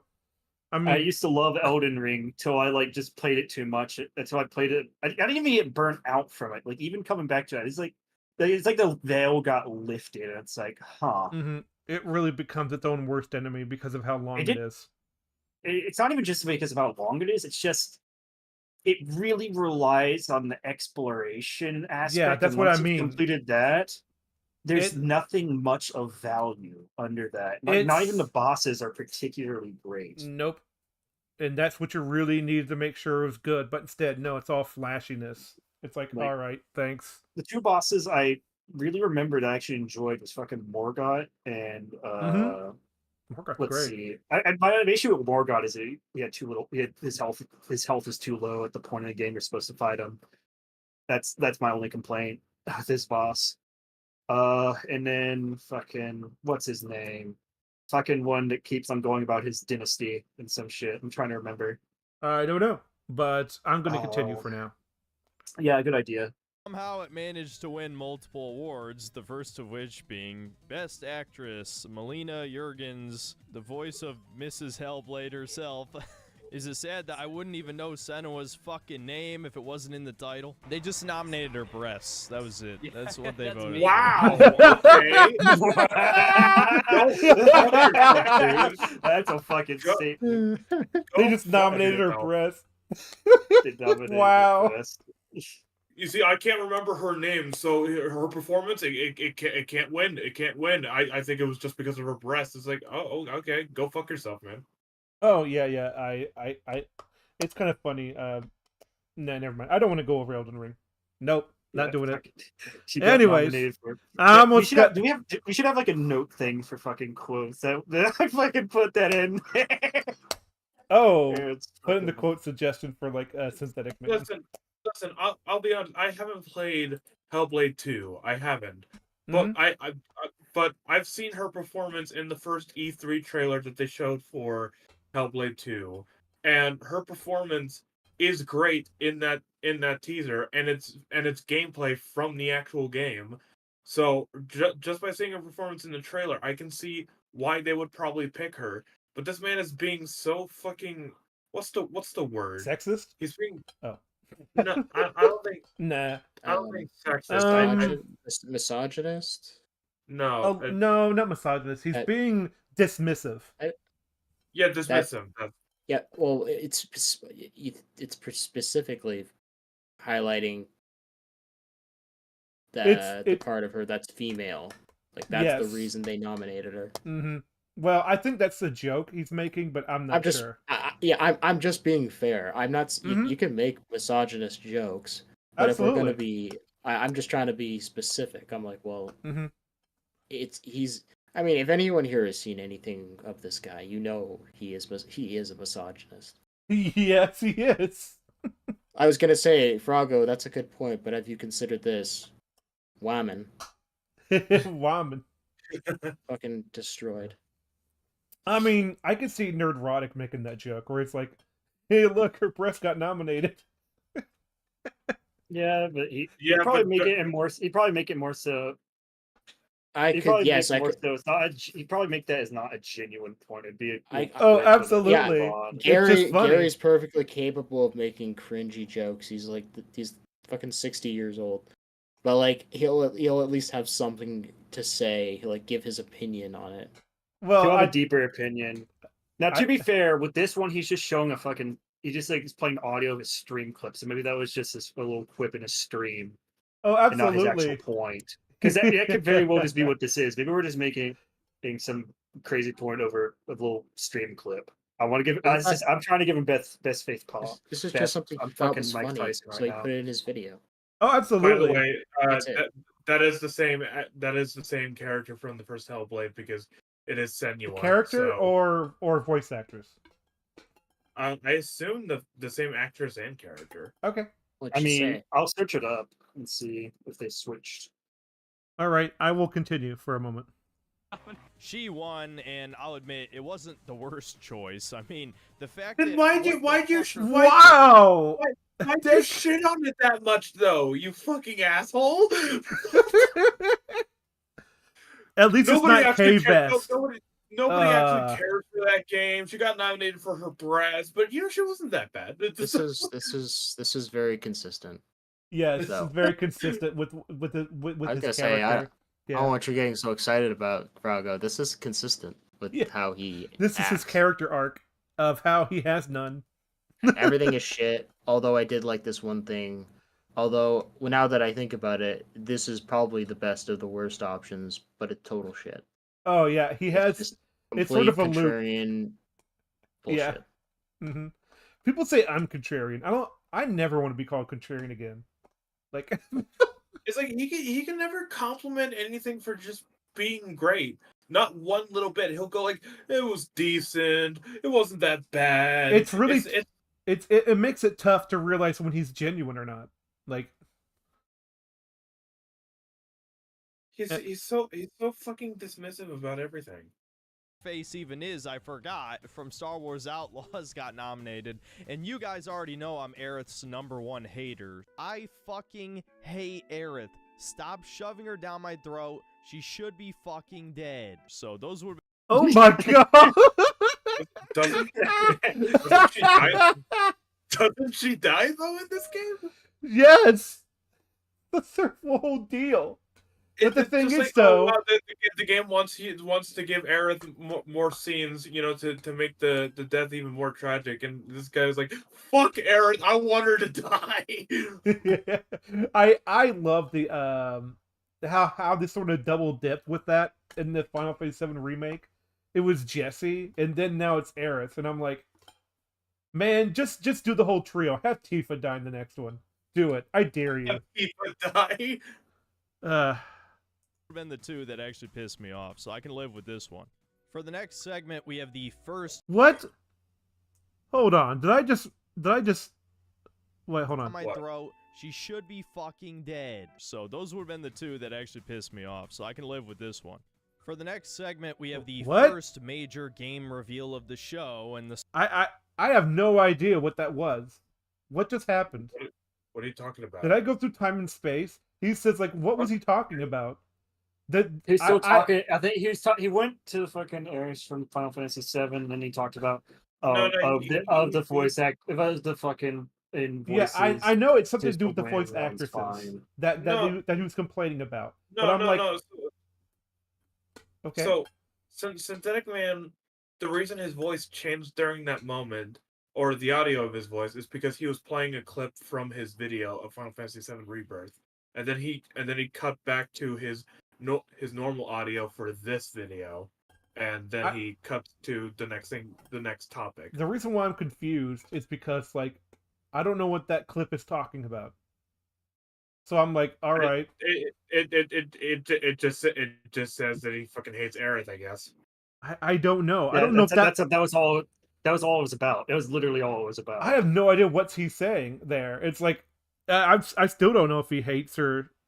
So like source of most of the controversy that came out of the Game Awards. That Here we being the reveal go. trailer for The Witcher 4. Honestly, I feel like I don't even have to give my take on this. You guys already know what I think. Obviously, they fucking bogged Ciri. No, this is not what someone looks like when they get older, you fucking retards. Okay, so here's something that okay, let's go. Here's something that Vic told me, right? Mm-hmm. He had his own complaints for the trailer of, is it Siri or Cersei? I think it's Siri, right? This chick right here. Yeah. Yeah, Siri. So Vic told me that it doesn't make sense on why she would be a Witcher, and he had his own complaints for that. But as far as the look of the character, first off, I don't think she looks that bad. Everybody who keeps saying no. that she doesn't look that bad at all. Like she looks fine. Yeah, she looks fine. But and something Vic said is that even if it doesn't look as great as the other Siri, there could be a chance that she'll look different in the actual gameplay because cinematic trailers usually change the look of the character a little bit because of the high fidelity in the animation. Maybe so, but it doesn't look bad at all. I don't get it. Her face looks fine. It's not like every goddamn woman gets plastic surgery when they hit 30. This is clearly what someone looks like when they get Botox injected and get hit with the uglification rays that every woman in modern video games gets. She doesn't look that bad, man. That people will pretend this is what aging looks like just to get a win on the chuds. So yeah, Siri. You're turning into a political issue. You're running a culture war issue again. If women look slightly different from other women, then I will not be happy. That's his argument. I've had this idea for characters where it's like they sort of idea of like they grow up and they become more battle hardened and they do have the scars. And here's the thing: when you go through all these battles, I think that will affect your physical appearance because you grow up, and it does affect. Like stress can greatly increase your physical appearance. Is he actually going to talk about the idea of the Witcher and why Ciri shouldn't be the Witcher in this game? Woke. Or is he just? I'm gonna hop off. All right. See you, Ichigo. Yeah. Great time. Great time with y'all. Yep. Synthetic Man killed another one. Honestly, if he just fucking made like a few more good points, he could almost be an okay critic. There's potential here. He just doesn't reach it. Oh, he never will. He's too embedded in political culture. He doesn't want to reach it. Yep. There's like almost something occasionally. It's like, huh? Really? He might become a Monday Matt. Who knows? Maybe. If he fucking showcased what he was talking, if he elaborated on what he talked about half the time, it would fucking help. No, why put effort into your videos? Also, fucking 40 minutes long. I feel like he could have used a lot of that time for elaboration. I don't know what the hell he's going to use most of the time for. I'm going to be honest. I know. He's just going to talk about the whole thing. So that's what I mean. It's like true. I'm not doing this whole video. There's no way. All right. See y'all bozos some other time. All right. See ya. I shall make my leave. Goodbye. All right. Okay, let's move on. is now a post-wall roasty who somehow became a witcher, even though women can't become witchers. Oh, he actually She did, already he had actually did talk godlike about it. powers that basically stopped the apocalypse. But no, I guess that wasn't good enough. She's now a witcher, completely destroying the lore. And yeah, look, I'll say it a million times. I already saw this coming a mile away. Did everyone forget that CD Projekt Red on their own channel made a video talking about their approaches to ESG? Provoke reflection through memorable stories, be a company people want to be a part of, continue the green transformation on our campus and beyond. Okay. So yeah, What- every single one of you who were hyped up for this should Trust have and known this would happen, transparency. and you clearly didn't Okay. learn your lesson from Cyberpunk's launch. Then for probably the most bizarre reveal of the entire show, we get Elden Ring Night Rain. Just when I thought that From Software was finally done making Souls-like games, Miyazaki himself saying he was done with them, Bandai Namco, I guess, put a gun to their heads and made them make a standalone co-op spin-off that combines the Elden Ring and Dark Souls universes. It was a joke that people were saying that Elden Ring is Dark Souls 4, even though I was thinking it the whole time, of course, even as I was playing the expansion earlier this year. Oh my gosh, you're so right. You're The- such the- a The way he said you're that such a sounded like prophet. the way he said that sounded like he wasn't telling the truth, which I totally thought of. You know, I definitely thought of that when I was the way he's fucking speaking. I don't believe him. Yeah, that's the thing. It's like people that go to war and come out of a war, even though they shouldn't have been that many years, stress changes your appearance. Absolutely. Is this person talking about Obama in the chat? Like before and after, it literally kind of destroyed him. Like it puts a lot of, because like there's a lot of responsibility, like that comes with that position. Either you like him or not, it doesn't matter. Like still worth. Anyways. But yeah, no, now we're just straight up reusing enemies and bosses and locations as well, it looks like, from previous games in the series. I feel like putting Nameless King as a boss in this standalone crap just is spitting in the face of anyone who took the lore seriously in these games. Everything is a fucking nihilistic multiverse now. I'm so Nihilistic? goddamn... Nihilistic multiverse. How? Okay, so if they're doing a Whoa. crossover, one, how do you know it's canon? And two, what is nihilistic about this? Yeah, what well, it In fact, fits, what it is fits- nihilistic? well, okay. Go ahead. Look, nothing matters in the end. Because it's a multiverse. I guess you could look at it that way, but I guess so, but if I were to look at something Mhm. like Spider-Verse, I wouldn't see anything nihilistic about it. true. Like well, this fits his sort of ethics as a content creator. It's like gaming is dead, and I have to look at it through like the worst lens possible. Hell, has this guy even seen Everything Everywhere All at Once? That movie's all Mhm. about beating nihilism and Mhm. you know finding some If good. if you some can look purpose. into like nothing matters, then also you better look into it and also have the opposite opinion that because everything is connected, everything matters. Yeah. So it's like, yeah, it's oh man, I love that movie. Damn sick of multiverse shit.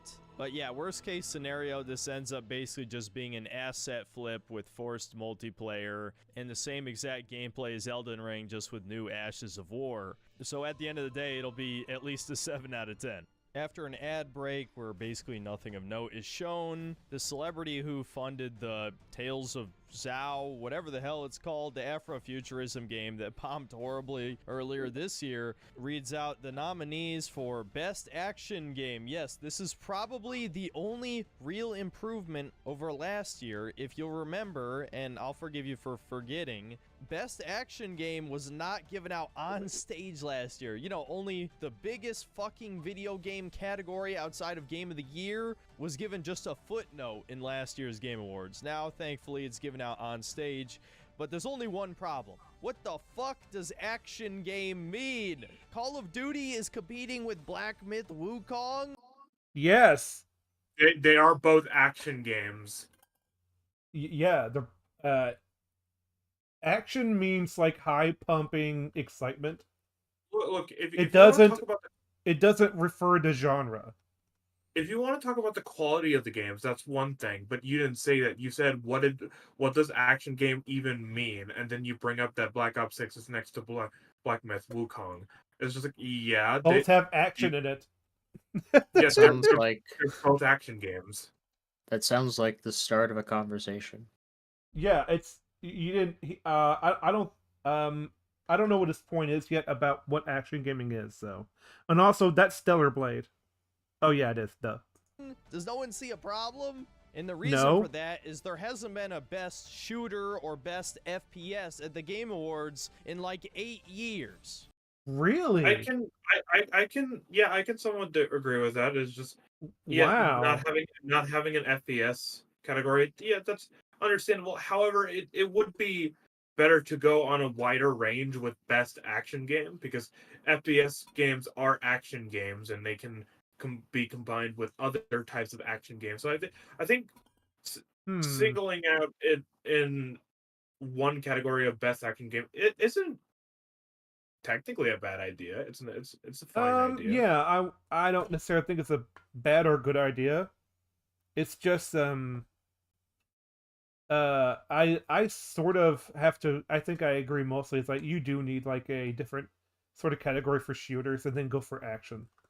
Like I think those two can coexist. Yeah.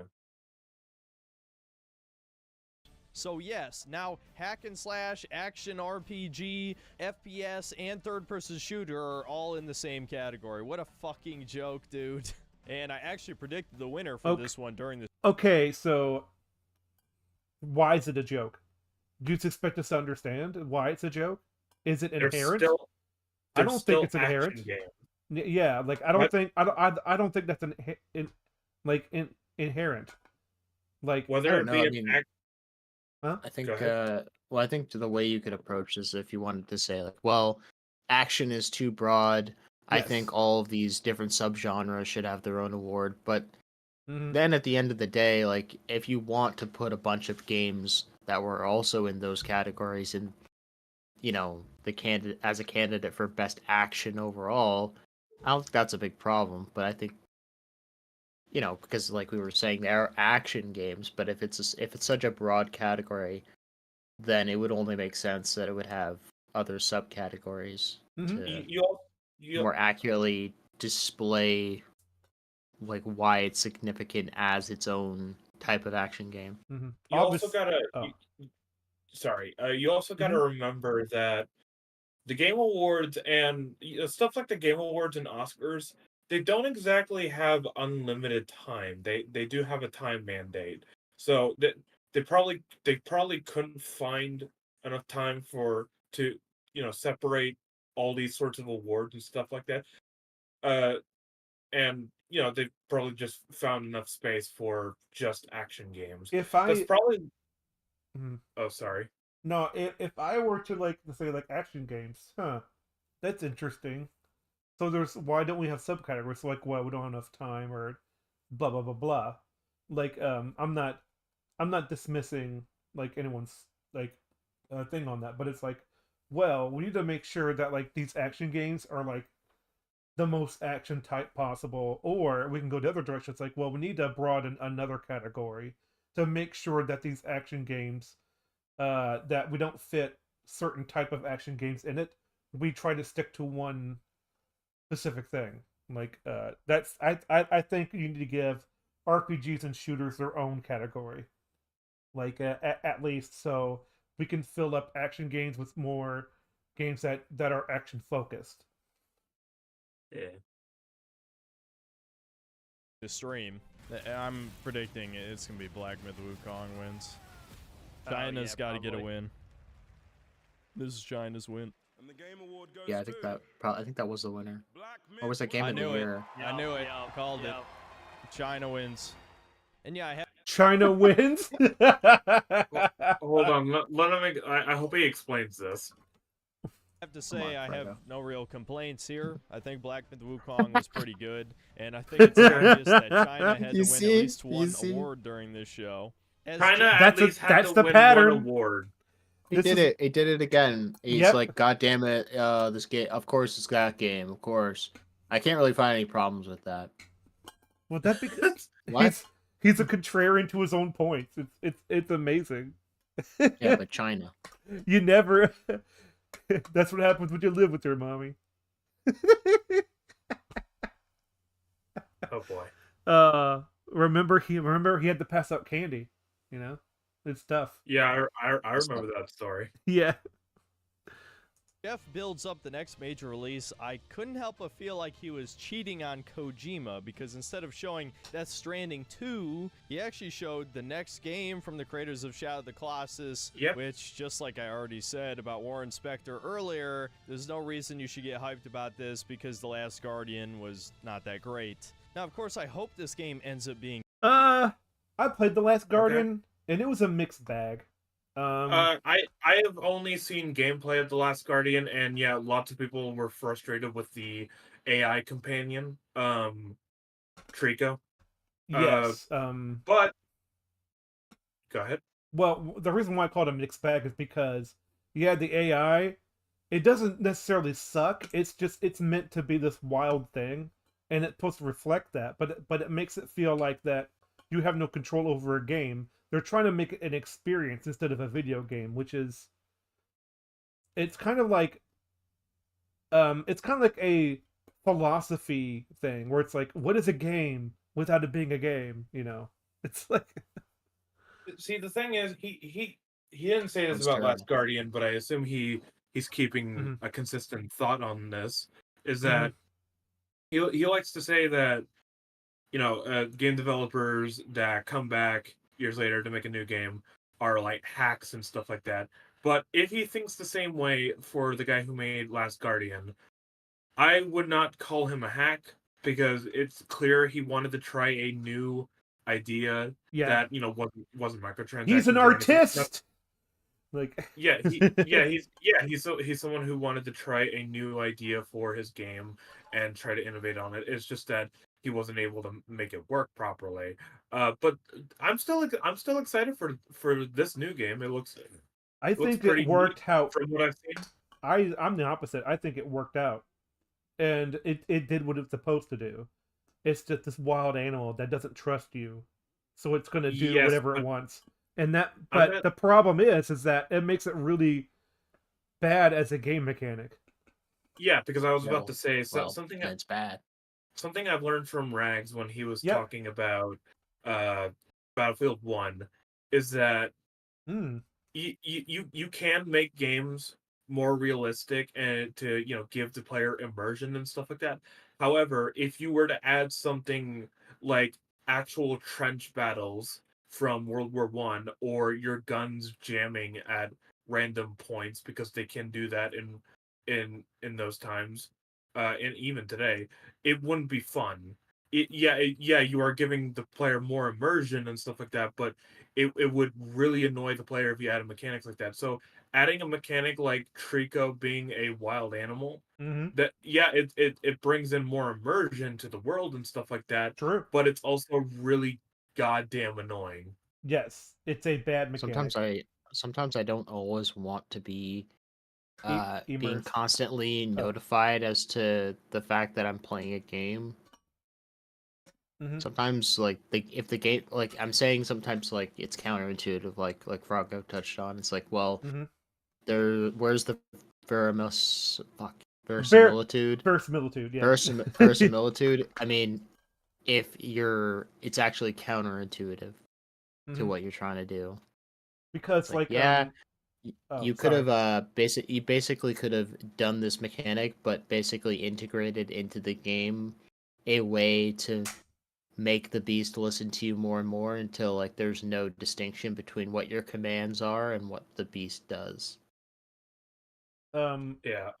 I Like, I should be able to tame the beast or train the beast, and when you get frustrated like that, though, it sort of reminds you are playing a video game. So it's like, yeah, instead of actually Yeah, that's what I said. yeah, I know, but like moving on would have been actually more immersive because you don't have to think about it.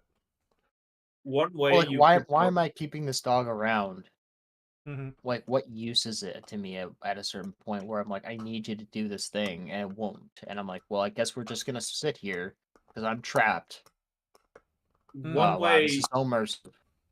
one way you could one way you can go about it is take a little lesson from you guys remember the point in God of War 2018 where Atreus decides to be rebellious and all that after Whatever. learning a certain thing in the story. Whatever. Yeah, Yeah. and he starts doing commands on his own without you prompting him to do so. Like you can do something like that where at the beginning of the game, Trico, doesn't respond too much and he'll sometimes listen, but as the game progresses, Trico becomes more and more obedient Well, that's what until they he's, do, he's he- like in the game. Yeah, but what you should do is you should drip mechanics slowly so that you can Mhm. still progress without Trico having to listen to you. But then you make it so that the game is there's a unique way to progress if you use Trico. Well, You know? yeah, it's kind of like say you go to the first dungeon or level and you're doing it by yourself, and then you save Trico from something, and you have this cutscene where you guys bond a little bit, and then you need each other to get out. And then later on, he's like, "I don't trust you anymore," and then things happen. I would you know. I would have honestly just made that a character thing and not made it Mhm. a game mechanic at all. Like, if Trico doesn't want to help me, don't make it part of the progression. If Trico does want to help me, then you make it part of the progression. I think that's what I meant, sort of, but yeah. Anywho, Good because I really like Shadow of the Colossus and I like giant robots, and climbing giant things is always fun. It's why Dragon's Dogma is one of my favorite games. But if their last game wasn't that great, why would Giant Dogma, climbing, 10 out of 10. you think the new game is going to be good? And the reveal trailer showed almost nothing, and I think Jeff knew this, which is why he tried his hardest to shill it. You can just feel the emotional depth of that game in The that emo- beautiful piece. Could you feel the emotional depth based on? Next up, we had Well, the first of many Oh, music. thanks for showing. So I want to All right. I want to say this. Mhm. When I was watching that reveal in the Game Awards, I remember that I didn't feel emotional depth, but I did feel something seeing, this guy climb this robot, the storm getting closer and closer, and he has to try and activate the thing in 20 seconds, or else the storm will go over. It's like you can definitely feel something from that. So I'm not gonna knock the guy for saying that, and I wouldn't really define it as him being a shill, just trying to hype up the game because that's his job at the Game Awards. Well, I remember him being a shill, but that has nothing to do with this point. This junction at the thing. Well, it'd be really weird if you worked as a host in the Game Awards, and if there was a bad looking game that showed up, that he would then go, "That game looked like shit." Am I right, guys?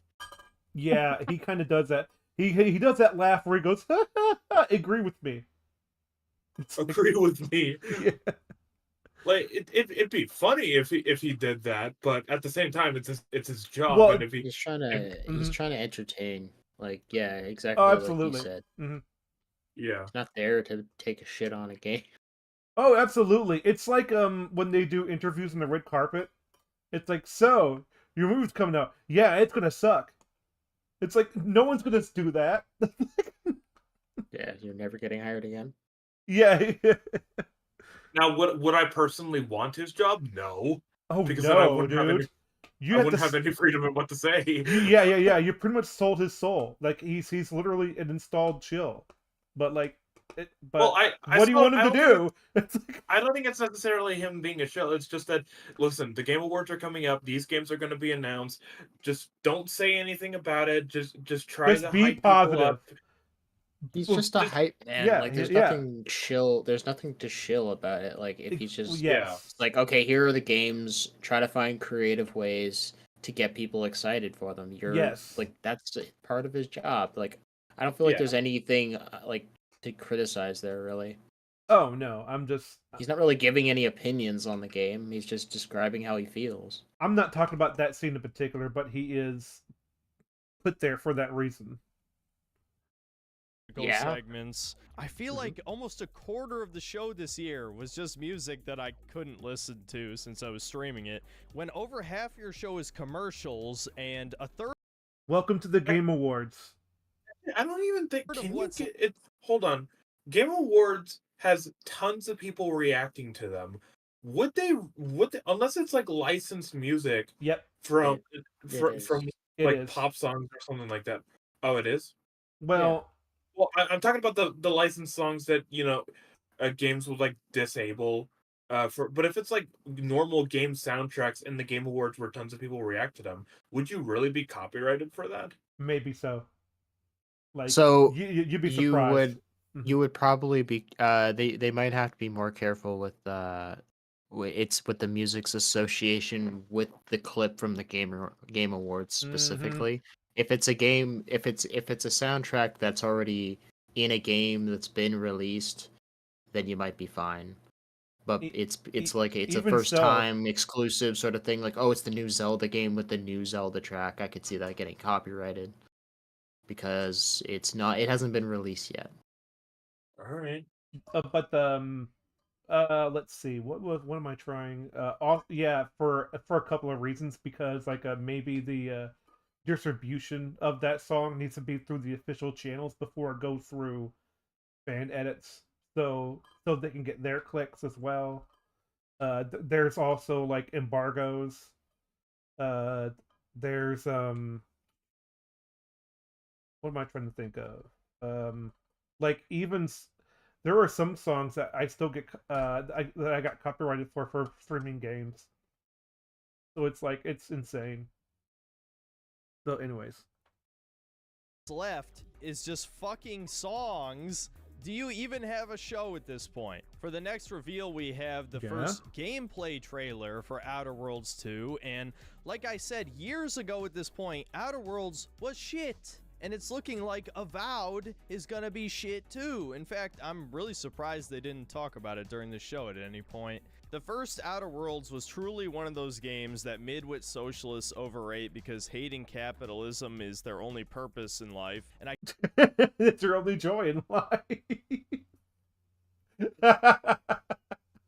I thought it was fine, but that's just because of the gameplay and the story is eh. Oh, I don't remember. I don't remember Outer Worlds much for its story, but I do really like the gameplay. Actually, I played that game and it was kind of lame. I was like, I'm so bored.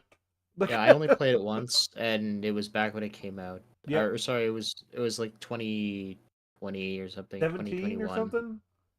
Yeah, maybe I played it a couple of years after it came out. But like I remember getting it and then streaming it, and I was like, this is so lame and boring. I just don't care. So I'm just gonna stop. Well, I think I was just coming in with hype because I'm like, oh, Obsidian, yeah, I love Obsidian so much. They've made some of my favorite games, and then I think it was only until like by the end of the game I realized I'm like, oh, the game really just wants you to be a good guy, because if you're not a good guy, the game kind of goes out of its way to try to get you to be a good guy. The force you in that position. Yeah. I just noticed something. It disincentivizes you. Mm-hmm. I just noticed something. This guy is a good old synthetic man. Good. Well, you know, kind of speaking. But his title of this is "I Can't Believe the Game Awards Got Even Worse." But there were many points in this video where he was like, "Yeah, they improved it over the." They improved some parts over the previous Game Awards. Sounds like there a wasn't as title much, to me. There wasn't as much woke stuff. You know, the same shit that he always says. But he didn't really give me the impression that this is worse than the previous. Oh, he's got a fucking 30-minute time bar left to tell you. Yeah. Although to be honest, this isn't as deceptive as say making a video and calling it God of War Ragnarok review. Well, it's no what he says. It's not a masterpiece. And then you watch. Well, that's a review. And then you watch the review and you're like, oh, there's nothing substantive in this at all. Well, and that's without the stream clips. If you remember, from his original title was going to be God of War: The New Last Jedi. It's like, oh. Wow, that wouldn't have done very well. No, that's why he changed it. Because he knew he was going to get slack for that. Dude, but anyways. You have no idea how... I just want to say this real quick, but you have no idea how giddy I was when... because, yeah, Ethan said they were already going to cover Synthetic Man. Well, I guess giddy isn't the right word, but you know what I mean. I just find it funny. It's a funny word. But yeah, when Ethan said they were going to cover Synthetic Man, I was like, you know what? I'm gonna prepare. I'm gonna prepare. So I get the video. I get the actual review on. I watched it all, and I was like, yeah, this is a pretty stupid video. And then Evac come in and they were like, we're gonna show you his stream clips as well and all his other videos. And I was Mahler did a lot of work. He's not lazy. Like, you know how hard it is to find clips that you need in like a 20-hour like stream. Like, take on. And not only that, go through the responses to another guy too. Well, at the very least, he had to find the clips from his footage. At least it was from his footage. Well, yeah, but he also had to go through the guy he responds to. Synthetic Man's. Oh yeah. Well, I mean, the more experience you have, the better you are, and all that. Like, it took me a while to find actual footage for what I needed, but it's like, now it's like, sorry, you can't use that footage from YouTube. Like, all right, that makes sense. Well, you just dispute the claim, and you'll see. Yeah, who knows? Maybe I should. If it happens again, I'll just leave it up until they stop. I'm like, okay. Well, you do have to dispute it because you can leave it up all you want, but if they like block the video, then no one will see it, even if it's public. Oh yeah, it was blocked. So I guarantee the sequel will only be marginally better at best, and if the whole theme is still capitalism bad, then the writing is still going to be horrible. And the game literally cuckolds you. The only likable female character in the game is not only not romanceable, but she's a lesbian, and her companion quest involves you taking her on autistic dates with her Autistic dates? Autistic dates? How do you what does that mean? Dates? What does that mean? It's like hey, it's like an OCD date. It's like, hey. I am wondering why the player character is watching two people have dinner, but I mean, I don't have any of the context for this. This could be a total fucking lie. I do know this romance because it is pushed in her face quite early in the game. It's the repair woman, and then she's like, I like that security girl. It's like, oh my gosh, you guys are instantly looking at each other. It's like, holy crap. Yeah, I don't know if any of it's done well. I remember she was a companion for the first game. She's the as well. Yeah, it's like it's the first companion you ever get because you saved the factory on the planet you crashed down on. So it's like, yeah. Yeah, I'm shocked that the repair woman turned out to be a lesbian. Gosh, so woke, guys. So woke. I still think it's a terrible game, but I don't want to. I listen. I think it's woke. I think it's woke for different reasons. there is leverage for criticism a little bit, because if you have a companion that you could romance in the first game, but then that character becomes unromanceable and instead romances this other person, that could be a leeway into, well, that doesn't make any sense. I was able to romance this character before, but not later. She was bi, and then suddenly she turned lesbian. It's like, wow, all right. What happens if you're female? Well, hold on. He's this is Synthetic Man's word, so I don't fucking trust it. That's what I mean, man. Like, if she was bi in the first game, then yeah, there could be a reason why she would. No, not could be. There would be reason to why she would date a woman. It doesn't exactly make her a full-on lesbian just because she was dating a woman when she was bisexual. You could be a romantical or whatever. Well, the only way I would find this questionable, I guess, that doesn't mean there's isn't it a good answer, but questionable if you romanced her in the first game and then the relationship was supposed to extend over to the second game, and then for some reason she's like, actually, I'm a lesbian, lol, bye. It's like, wow, you changed her. It's like that would be a massive departure, and I'm like, well, you literally just changed the fucking character. If you do it in a funny way, I wouldn't mind. Like, it's like, oh no. Well, like, how fucking important? No, that's not a good argument. I was just. I know. I don't. What is your point about? Like, is this really the highest priority for you of something to criticize in the Outer Worlds? It would be.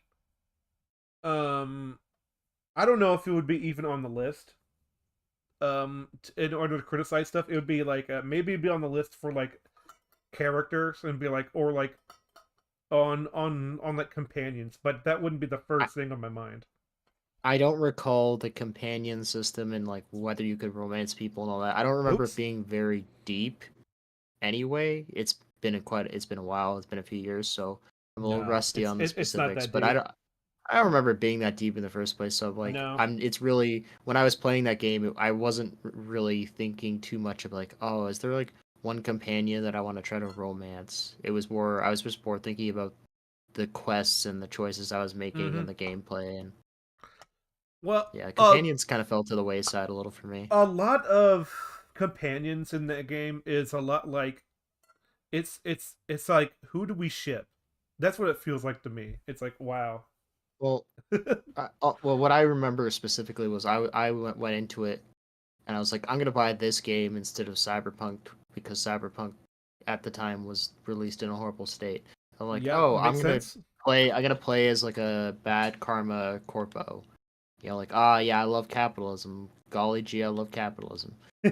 And what I noticed is that, like, they tried to give the companions different personalities, but, like, it was incredibly difficult for any of them to basically disagree with you to the point where they would just leave because they didn't agree with you. Like, the only way I think you could get rid of companions, at least to my own memory, was if you told them to leave. Yeah, like there were several instances I remember where like the technician lady was like, "Hey, well, I don't agree with what you did." And I'm like, "I don't care." And she's like, "Well, if you change your mind, I'll be on the ship. Yeah, I'll be on the ship, and I'm gonna pout about it. But really, it doesn't matter because she's still gonna help me." She's like the real Ray. It's like, I just want to see the stars. Like, and I think right after that was when I picked up the Mass Effect Legendary Edition, and I replayed through all those games. And I'm like, what a fucking difference! Are you kidding? It's like watching depth of the relationships you have with the characters. I've never played a Mass Effect game, but like I was looking at like KOTOR, like gameplay, and it's like that's KOTOR, complex. Yeah. So that's complex. Another BioWare game. Yeah. It's like you have like whole dialogue trees about like what the tree color is outside today. Like, wow. It's like I might even be no, I can't say that because Mass Effect has 3 games, so that's a lot more development than KOTOR gets. But man, yeah, them characters in KOTOR, they're fucking good. KOTOR 2 as well, fucking great. Yep. Anywho, Outer Worlds not good. That's all I have to say. As you suck shed watching, this is a series for demoralized bug men. So yeah, sorry Okay. about that tangent, but I feel like every time Outer Worlds is brought up, I got to get my rage out. For the next reveal, we have the return of Joseph Ferris, everyone's Ooh. favorite recurring character in the Game Awards, and unfortunately, he doesn't really say anything too funny this year. And his new game reveal is basically the same 3 games that he's already made. It's another co-op game that, thankfully, you only have to buy 1 copy of to play with a friend. Unfortunately, this one looks pretty cringe compared to some of his other ones. You play as 2 female friends who know... That's the reason. Nah. Well, You are so lesbians, fucking as they predictable. go through fantasy and sci-fi worlds, and it's goofy and meta and Reddit. Yeah, I'm not too into Reddit. Reddit. I don't know what your definition. I don't know what your definition of Reddit is, because the last time you brought that up was in fucking God of War Ragnarok, where you said that you know it's a Reddit game because they won't let you kill a turtle. Oh, you know it's a Reddit game because Mimir turned a page with a pipe. It's like, I don't know what your fucking definition of Yeah, Reddit is. Reddit humor. I You love when fucking he idiot. says Reddit.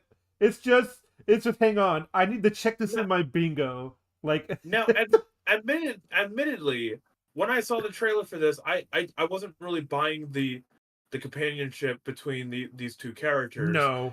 Mainly because their dialogue didn't seem that great to me. But Oh, one, that writing is cringe. Ugh. but one, I don't know if that'll change when I play the game. And 2, I don't really play this guy's games for the story all that much. I play them for the gameplay, and the gameplay is really great. Yeah, here's the thing. Like, as long as your gameplay is great, you can get away with a lot. Like, interested in this one, I'm gonna be honest. After another commercial of course not. You need friends to play with. break, we have the worst part of the show, the new woke award, Game Changers. It starts off with Jeff talking about how horrible it is that all these people have been layoffed in the game industry for being worthless diversity hires who should have never gotten a job in the first place. And as if Okay, if you're gonna say that, you need to like make sure that that's what it is. You need to make sure it's concrete. Why don't Alright. you actually show me what he's saying? to confirm that I'm 100% correct, the winner of the Game Changers Award is this guy called Amir Satvat. Okay, hold on. I understand what, but okay. I'll let it go. Who I guess created this program to help laid off game developers find job listings and give them mentorships and other shit. Completely pro bono, by the way, so I'm sure a government is getting scammed for this shit. Oh, and as it turns out, he works for Tencent, so this is basically being subsidized by China. But I'm sure he did it out of the good of his heart. And can you take a guess what the developers look like that he's helping? Oh. huh. Listen, there is a stereotype, and it does exist, and they do put it on screen a lot. Come on, man. That's low hanging fruit. That's too easy. Come on. It is like, but it's like, just because it looks like a duck doesn't mean it quacks like a duck. All right. Yeah, these are totally the people I want working in the video game industry. They totally look like they want to make the best video game possible. Yeah, no, I think it's pretty transparent what's actually going on here. This guy's program is ensuring that the people who... I'm not against cutting the fat, but I don't know what he's saying is true, because I don't see proof. I just see, look at these people. This guy comes from Tencent, and I'm like, all right. Can you prove a little bit more? Like, just give me one quote from them, because like, yes. Yeah, man, I know what you're trying to say. All right, like they look like the stereotypical people who don't care about games, but like, just give me a quote. It's not hard. Even Gary's like, okay, they look like that. It's funny, but what did they say? You can have people who look like that who actually do care. Oh yeah, it's like, have you ever been to a football game? There's a lot of people with like different colored hair. So my optimistic view on a lot of these interesting looking people is I would hope that they would be passionate and also be wrong instead of not giving a fuck and being wrong. That's marginally better. I mean, At least they a care lot what of they're talking people, about. a Yeah. lot of people, notable figures in history, let's say, were very passionate, but also very wrong. Mm-hmm. Like you can have passion for a wrong thing. I mean, there's an Austrian painter out there, who had very passionate about things. Exactly. Like, why are we wouldn't? I mean, I would want to hear his opinion on the Game Awards. Mm. Oh But yeah, it's just yeah. I can see like in Downfall, that scene where he's at his minister. She's like, I think I can hide. I want Hitler's opinion on Wolfenstein. I want Hitler's impression on it. Hitler's Like, opinion. look at Takes these Two. super Nazis that took over the world. What do you think about this? Yeah. Oh man, it's kind of funny. He's really into like Nintendogs. He's like, no, I'm playing this. It's like, Should be fired for being highly incompetent diversity hires who were only working for those companies in the first place to raise that company's social credit score so that they would get funding from BlackRock, now have a way back into the industry after they were fired for good reason. So now they can go ruin another dev studio somewhere. Isn't that great? Yeah, no, fuck this gay-ass virtue signaling shit, and I'm gonna have to force myself to move on here before I let my noticing get a hold of me and I say what I really want to say. I don't think I'm ready to get banned just yet. he says that a lot too. He's like, oh, I better not say what I really have to say. It's like, are you in... What just in case the people out there don't know, what he wants to say is slurs. Like, a lot of slurs. It's like... but he won't say them. It's And then Randy Pitchford comes out to advertise Borderlands 4. Oh yeah, the Gearbox guy. I don't care for him. Moving on. He never mentions the horrific failure of his movie that I reveled in personally. But yeah, Borderlands 4, there's not really much to say. It's more fucking Borderlands. The only thing to note here is this has got to be the worst designs for playable characters this series has had yet. Not one of these 4 people is actually white. Maybe the... I knew it! I knew it! Bingo! I did it! You're bad. Bingo! You're bad because they're not white. Bingo! I Man. got on my bingo card. What do I get? Oh, crap. I mean, I got to play as Claptrap in the last game. Not one of these characters is okay. Always. Hey, Yeah. Fargo, not one of these characters is a frog. How do you feel about that? I don't feel represented by Kermit, okay? He's green. I mean, you can't I- relate to all these things. They look like they have 2 arms and 2 legs, like normal legs, not frog legs. I saw 2 white Muppets, but I didn't see frog representation. Yeah, well, yeah. What the fuck? I mean, I mean, Where's the frogs They- of they- color? they've got one of you in amongst the Muppets, I'm sure, right? Barely One? manly Muppet. There was at least one guy. I forget his Uh, name, but he was a pretty famous Muppet. Anyway, Yeah, I don't know. Miss Piggy? the big guy, but even he's pretty fucking swarthy. But if you played Borderlands 3, you already know this series is woke, so you know what you're getting into. If you're buying this, you're part of the problem, you're killing the video game industry, and you clearly have no self-respect if you want to support Randy Pitchford. So, moving on. Then we get Wow. I'm sorry. Wow. there's nothing to say. There's nothing to comment on. Hold a fucking minute. Obviously, you're wrong. This guy legit fucking went like, there was this guy. He could have just said who's looking a bit dark skinned or anything like that, but he decides to call him swarthy. Worthy. If none of you know what that is, it's like it looks to be an Oxford language, which is just dark skinned. It's like, why did you use that fancy wording instead of just calling him dark skinned? Because he wanted to be sound smart. Yeah. But oh man, that totally Hold on, I need to go back. I don't remember. Like I'm not excited for Borderlands 4 either, but Part of the problem, you're Oh, Dude. now I remember. Now I remember. It's Swirly. The thing I have a problem with is that like some people have their branded sort of game that they grew up with, and that's the only game they play, and it's like, and they're not really supporting the game, but they are supporting it. You know what I mean? It's like they just want to have fun. They don't know any of this stuff, and it's like, and telling people that like if you support this, you're a evil person.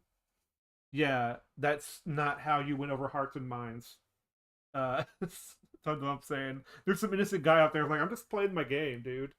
Like, you're killing the video game industry, and you clearly have no self-respect if you want to support Randy Pitchford. So, moving on. Then we get another set of filler award categories. I don't particularly... Most anticipated game? Yeah, you can get rid of that award. I'm happy with that going.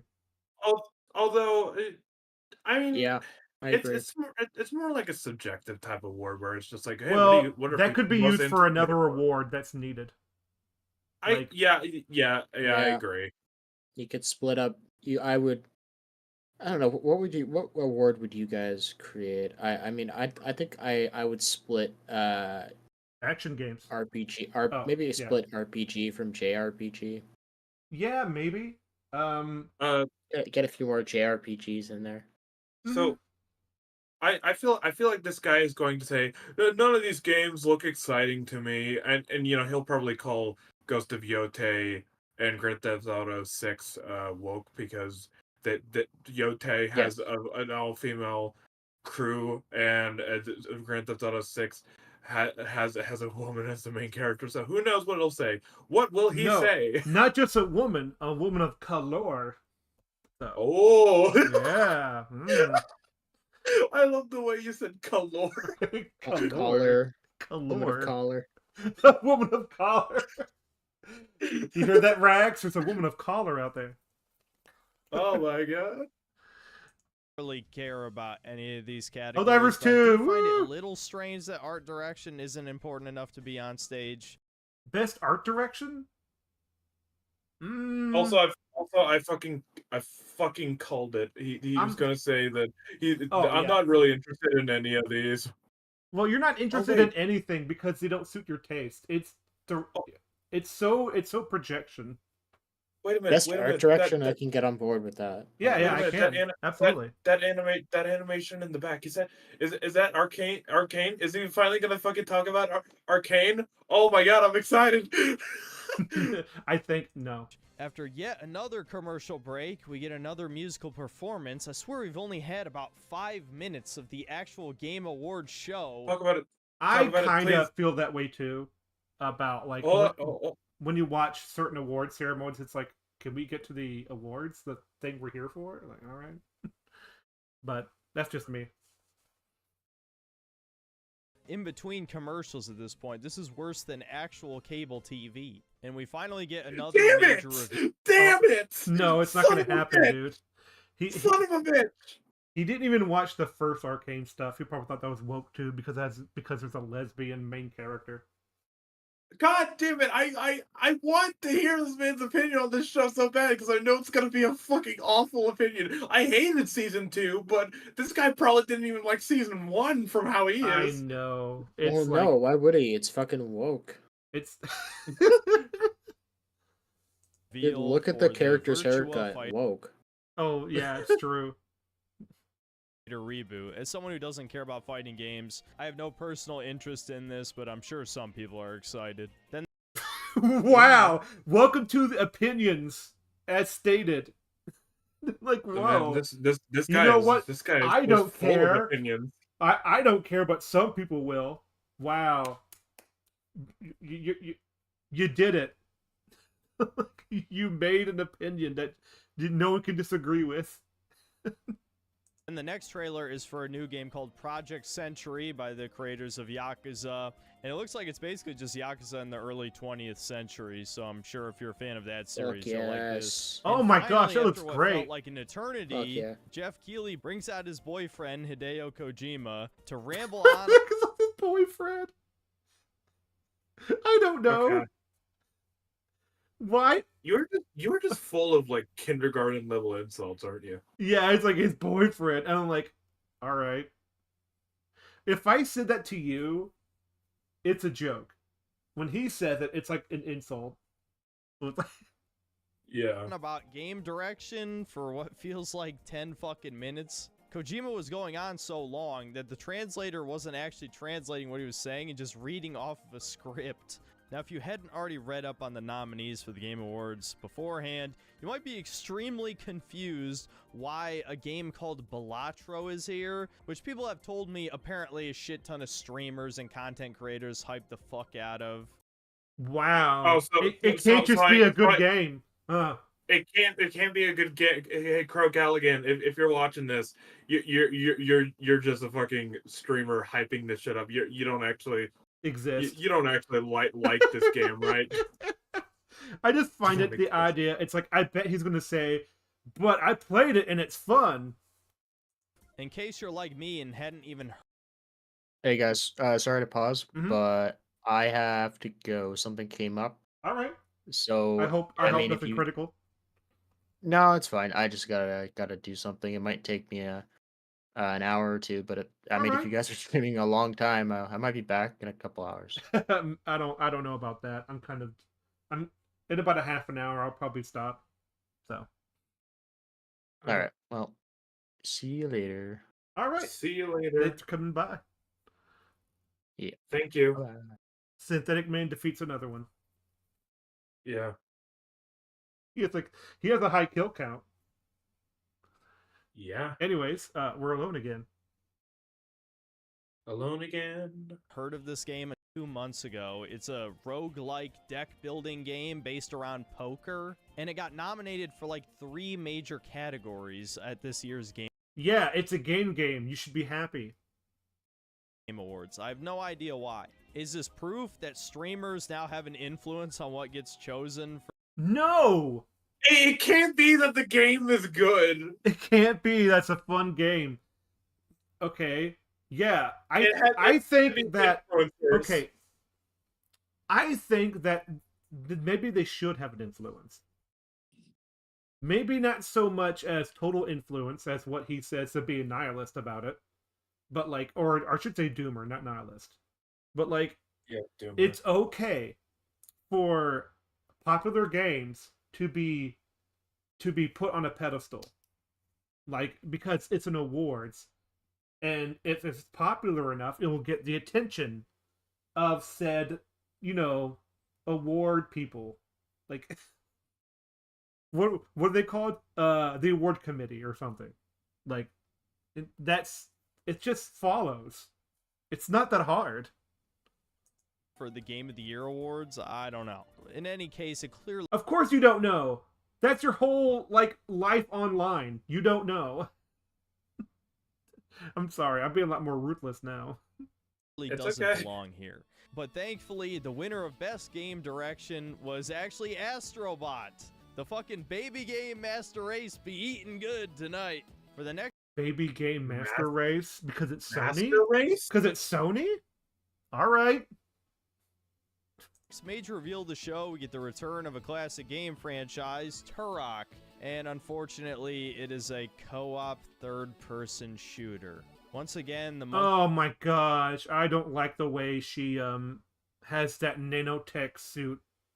monkey's paw curls. How do you fuck up this bad? It's an FPS franchise. All we want is a story about a Native American who gets transported to another world and has to kill dinosaurs and lizard men with his tomahawk and sci-fi guns and shit. Is that really so hard to make? Then the next 3 reveals are all live service game related. First up, we've got the next Helldivers 2 expansion to beg the players to please come back. Now we've got zombies, so it's like literally every other horde shooter game in existence. Except for Deep Rock. but all right. And then they roll out the creative director for Warframe again, and she's looking like she probably packed on a few pounds. Gotta throw. Wow. Come on, dude. Wow. Come on. Wow. You are insecure. Like, wow, she put on a few pounds. I don't mind you making. Actually, I don't even mind you making fun of people, but it's like your insults are terrible. She still looks like a good-looking person, but I can tell she has a little bit of weight, and therefore I must make fun of her. Yeah, I don't even mind that. Throw a bone for the hag enjoyers. I've heard there's a lot of zoomers into that sort of thing, and it's zoomers. Another checkbox. God, I fucking hate this guy's you. a joke. Oh my gosh, hold on. I need to go back a little bit. Pounds. Gotta throw a bone for the hag enjoyers. Hag enjoyer. Hag enjoyers? I've heard there's a lot of zoomers into that sort of thing. Zoomers into that sort of thing. Dude, did you just fucking call her a hag? Yeah, she did. I thought I heard that. So I'm like, wait a minute. Let's go back again. Let's do it. Creative director for Warframe again, and she's looking like she probably packed on a few pounds. Gotta throw a bone for the hag enjoyers. I've heard there's a lot of zoomers into that sort of thing. And it's not an expansion for Warframe, it's a reveal for a prequel to Warframe. Wowee! And for the third game... So what? It's the Game Awards. They're gonna reveal stuff. Okay. Remember Palworld? The ultimate flavor of the month game that everyone pretended was amazing for about a week. Yeah, that's getting another expansion. Hooray. And for the next major award category of the show, the creators of Shovel Knight come out to read the nominees for Best Debut Indie Game, and I didn't play a single one of these this year. Because you have no soul. You have no soul. I didn't play them either, but like, but that's mean I like a soul. Let's the funny thing is, I actually played like 3 or 4 pretty great indie games, but none of... Oh my gosh!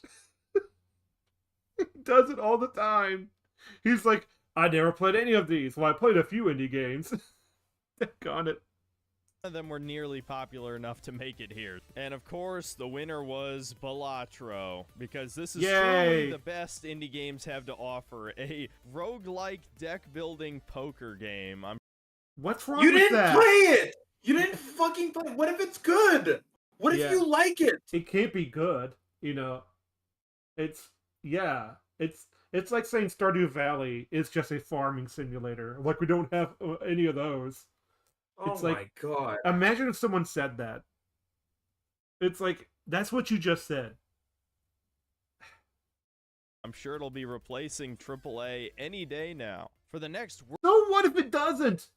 It could just be a game out there that's fun for people to play. It doesn't have to be, like, up there with AAA quality all the time. Seriously, you dump on AAA, and then you say, I'm sure I'll be on AAA anytime soon. It's like, ugh. World premiere reveal trailer, we get the return of another classic franchise that hasn't seen the light of day in a long time, Onimusha. I actually haven't ever played these games, but they do look decently fun, so I probably will play at least the first... It's always decent. It's always fine. It's always... It's never, hey, this looks actually pretty promising. No, it does, actually. Yeah. It's always decent. You always have to use these small words. Why? Because you can't compliment a game too much. This is why. Like, when I'm called contrarian and a doomer and all that stuff, no, I'm being real. Like, I'm not trying to compare myself to Synthetic Man, but I am in a certain way. No, I am comparing myself because, like, you know what? It's a good comparison because, like, people always call me, it's like, you know, I'm a negative person. I'm sorry, but, like, you guys don't know what a negative person really is until you've seen Synthetic Man. Yeah. He just doesn't... You realize he doesn't want to take a position in case he's wrong. That's what this is. It feels like you're being a little bit of a coward. That's what it feels like. one before this new one comes out. But I do find it a bit strange that Capcom is bringing this back instead of Dino Crisis, which I feel like people have been asking for like 15 years at least. But still, at least Really? this You think so? I've never heard that before. Have you ever heard that before? That people want Dino Crisis back? I know there are people who want Dino Crisis. Oh, I back. know there are people, but you know what it's like. I don't know if that's allowed. I don't know if that's a majority or not. But I mean, I wouldn't mind that. But Did you say allowed? What do you mean by allowed? what? I'm sorry. I literally don't know what I said, even though I just said it. Okay. There's a lot. I don't know what I just said. Anyways, I'm having a Biden. will be a pretty cool game as long as they don't fuck it up. Then we get yet another trailer for the first Berserker Kazan, which I feel like got revealed like 2 years ago or something. Thankfully, it's coming out in March, so It is out right now. Yeah. Yeah. we'll finally get to see if this is going to be more derivative slop or if it's going to be an underrated middleware classic. Next up is a trailer for Dying Light the Beast, which I guess is the third game in the series or a spin-off or something. I don't know. I wasn't a huge fan of 2, as you know. And then next up, we get the... That means if no one else is a huge fan of it, because you are the gospel in which gaming is sentenced from the mouth of the Lord. Like... next set of filler award categories, and I feel like I have to take back the praise I gave for bringing back action game on stage, because fucking action adventure game. Okay, action adventure. They I don't like this at all. Yeah, that's not a... Silent Hill 2 should not be in there. Get that out. Action adventure? That's more like horror action. That's not even action. I wouldn't call that action at all. Silent Hill should not be an action game. Okay? Even though I love what was it, like Silent Hill Homecoming? That's because like it was so unlike the other ones. Downpour is a more Silent Hill game. Even though that one kind of sucks too. But still, it has the atmosphere and the and sort of the story. But Astral Prince of Persia makes sense. Outlaws makes sense. Zelda, yeah, but still, you're combining action and adventure. What a dumb thing to do. Game, probably the second biggest genre in gaming, doesn't get a real segment in the show. Are you fucking kidding me, man? And I have to point out once again, can these people define what action adventure game means? Astrobot and Silent Hill 2 are in the same fucking category. It doesn't get any more comical than that. That is. I agree. Actually, I agree. Well, the broken clock is right for once. Wow. Whatever, Astrobot wins another one, which is kind of absurd, let's be honest. And then another game genre that gets shafted is Best RPG.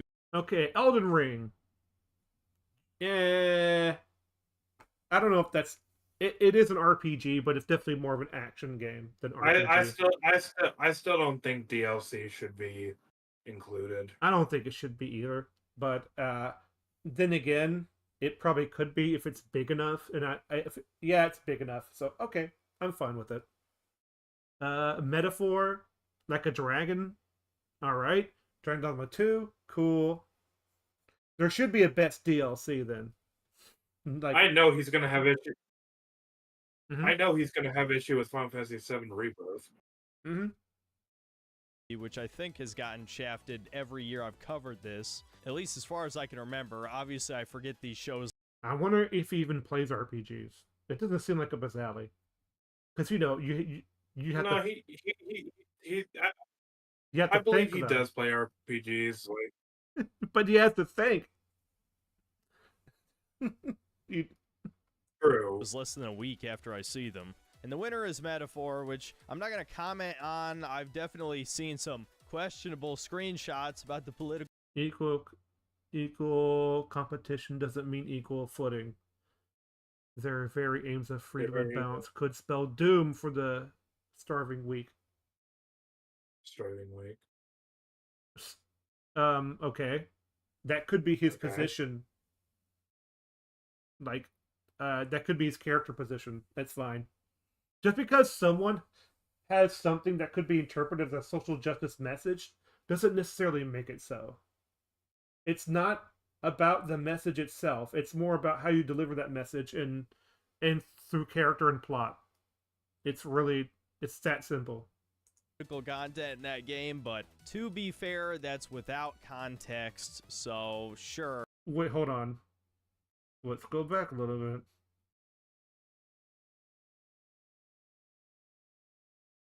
But to be fair, understanding different cultures and points of view might improve my tolerance. Okay. That sounds like a stat. Okay. fair, that's without context, so The capital's incredible. Just look at the different tribes. Diverse in the countryside. Okay, what if she's from the country and she's like, oh my gosh, look at all these people together. That's weird for me. Yeah, That's that character. could just be that could be a character moment. That might be something I do. But, you know, in my story, it's like, yeah, that's going to happen. It's going to be something you focus on. sure, as far as I'm concerned, it deserves it, I suppose. Then we get best content creator. It's kind of like, it deserves it, I suppose. It's like, everything's such a smug remark. Smug face. Oh, I remember this. Queso winning Content Creator of the Year, which was kind of funny. Creator of the Year award, and of Why is content creator even a thing in the Game Awards? I have no idea. course, the Synthetic Man isn't on there. Imagine if he was on there. Why would they ever include you? I would love it. No, are you kidding? Bring him on. Do it. Show the one where he says like he wants to kill an entire race. Do it. I just fucking love the idea that Synthetic Man is like waiting by the mail, waiting for the Game Awards to accept him to be nominated, and then the Game Awards come on, and he's like, okay. And then he's like, they're trying to censor me, man. It's the small hats. It's the small hats. Oh my god. By the way, I need to have someone. I'm using Synthetic Man's own words. He calls him that. Okay. I need to have someone draw a scenario where Synthetic Man's waiting by the mailbox. I just find it funny that every single year they do this, I barely even know who the hell these people are. Well, it's almost like content creator is a really broad term, and everyone out there is. I know two. I know two of these people, Queso and Pekora.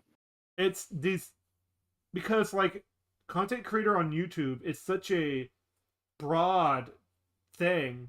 It's like everybody does it, and there's a lot of big fish in this big ocean. Okay, that's like saying like I can't find this whale in the ocean. It's like, well, then you didn't find him. It's like, what do you want me to tell you?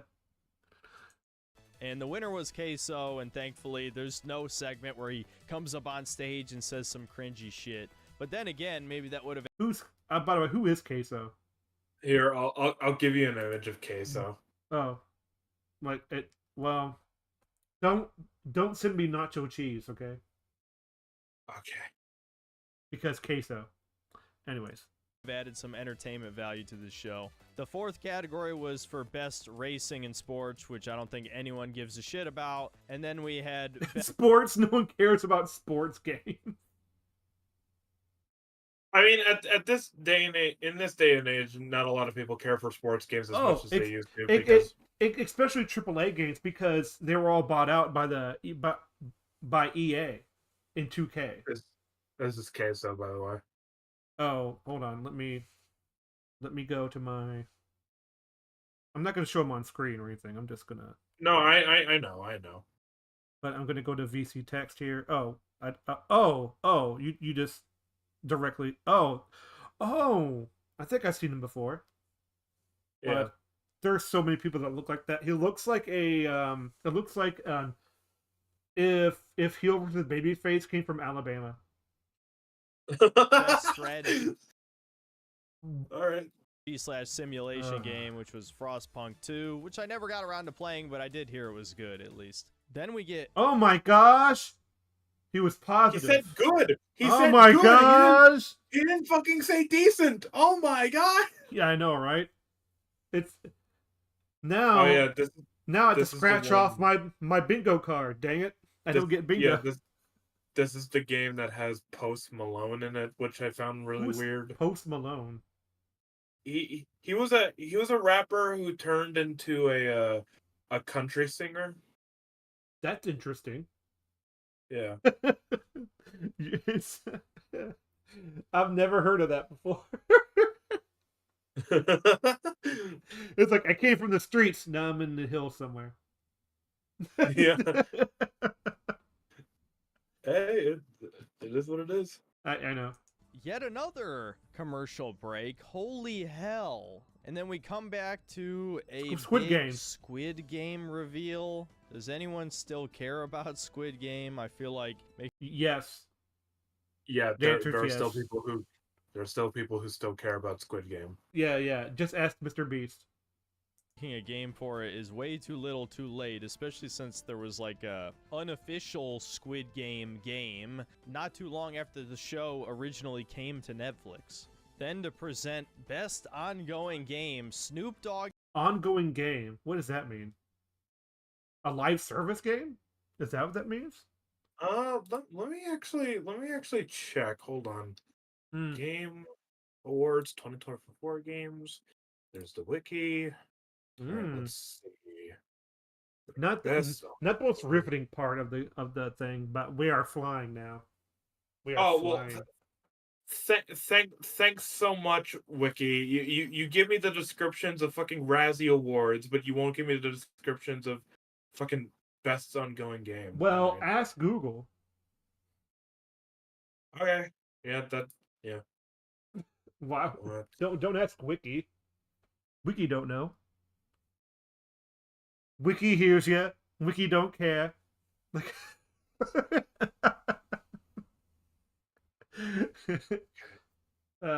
Me and my Simpsons.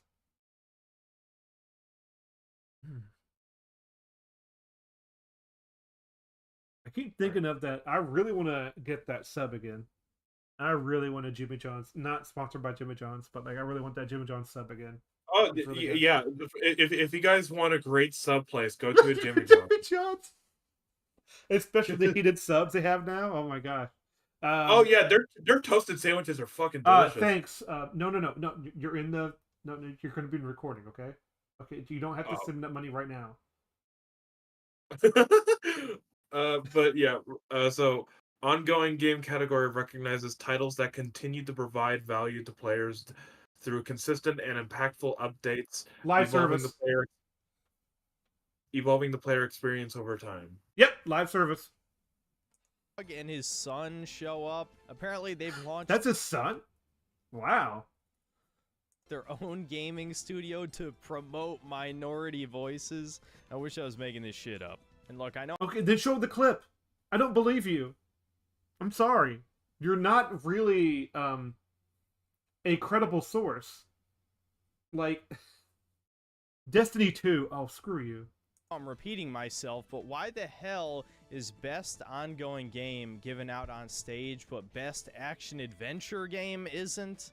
Whatever. The winner is Helldivers 2, despite the fact that probably for half of this year, people were bitching about every gun getting nerfed, but I guess since they reversed those nerfs, everything is good again. Yeah, no, this is just another paid advertisement, especially when you look at the other.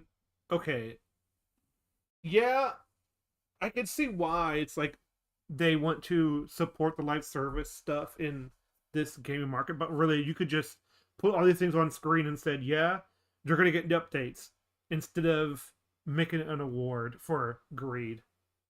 I kind of agree. It's just shameful what they did. Well, I don't really understand what he means.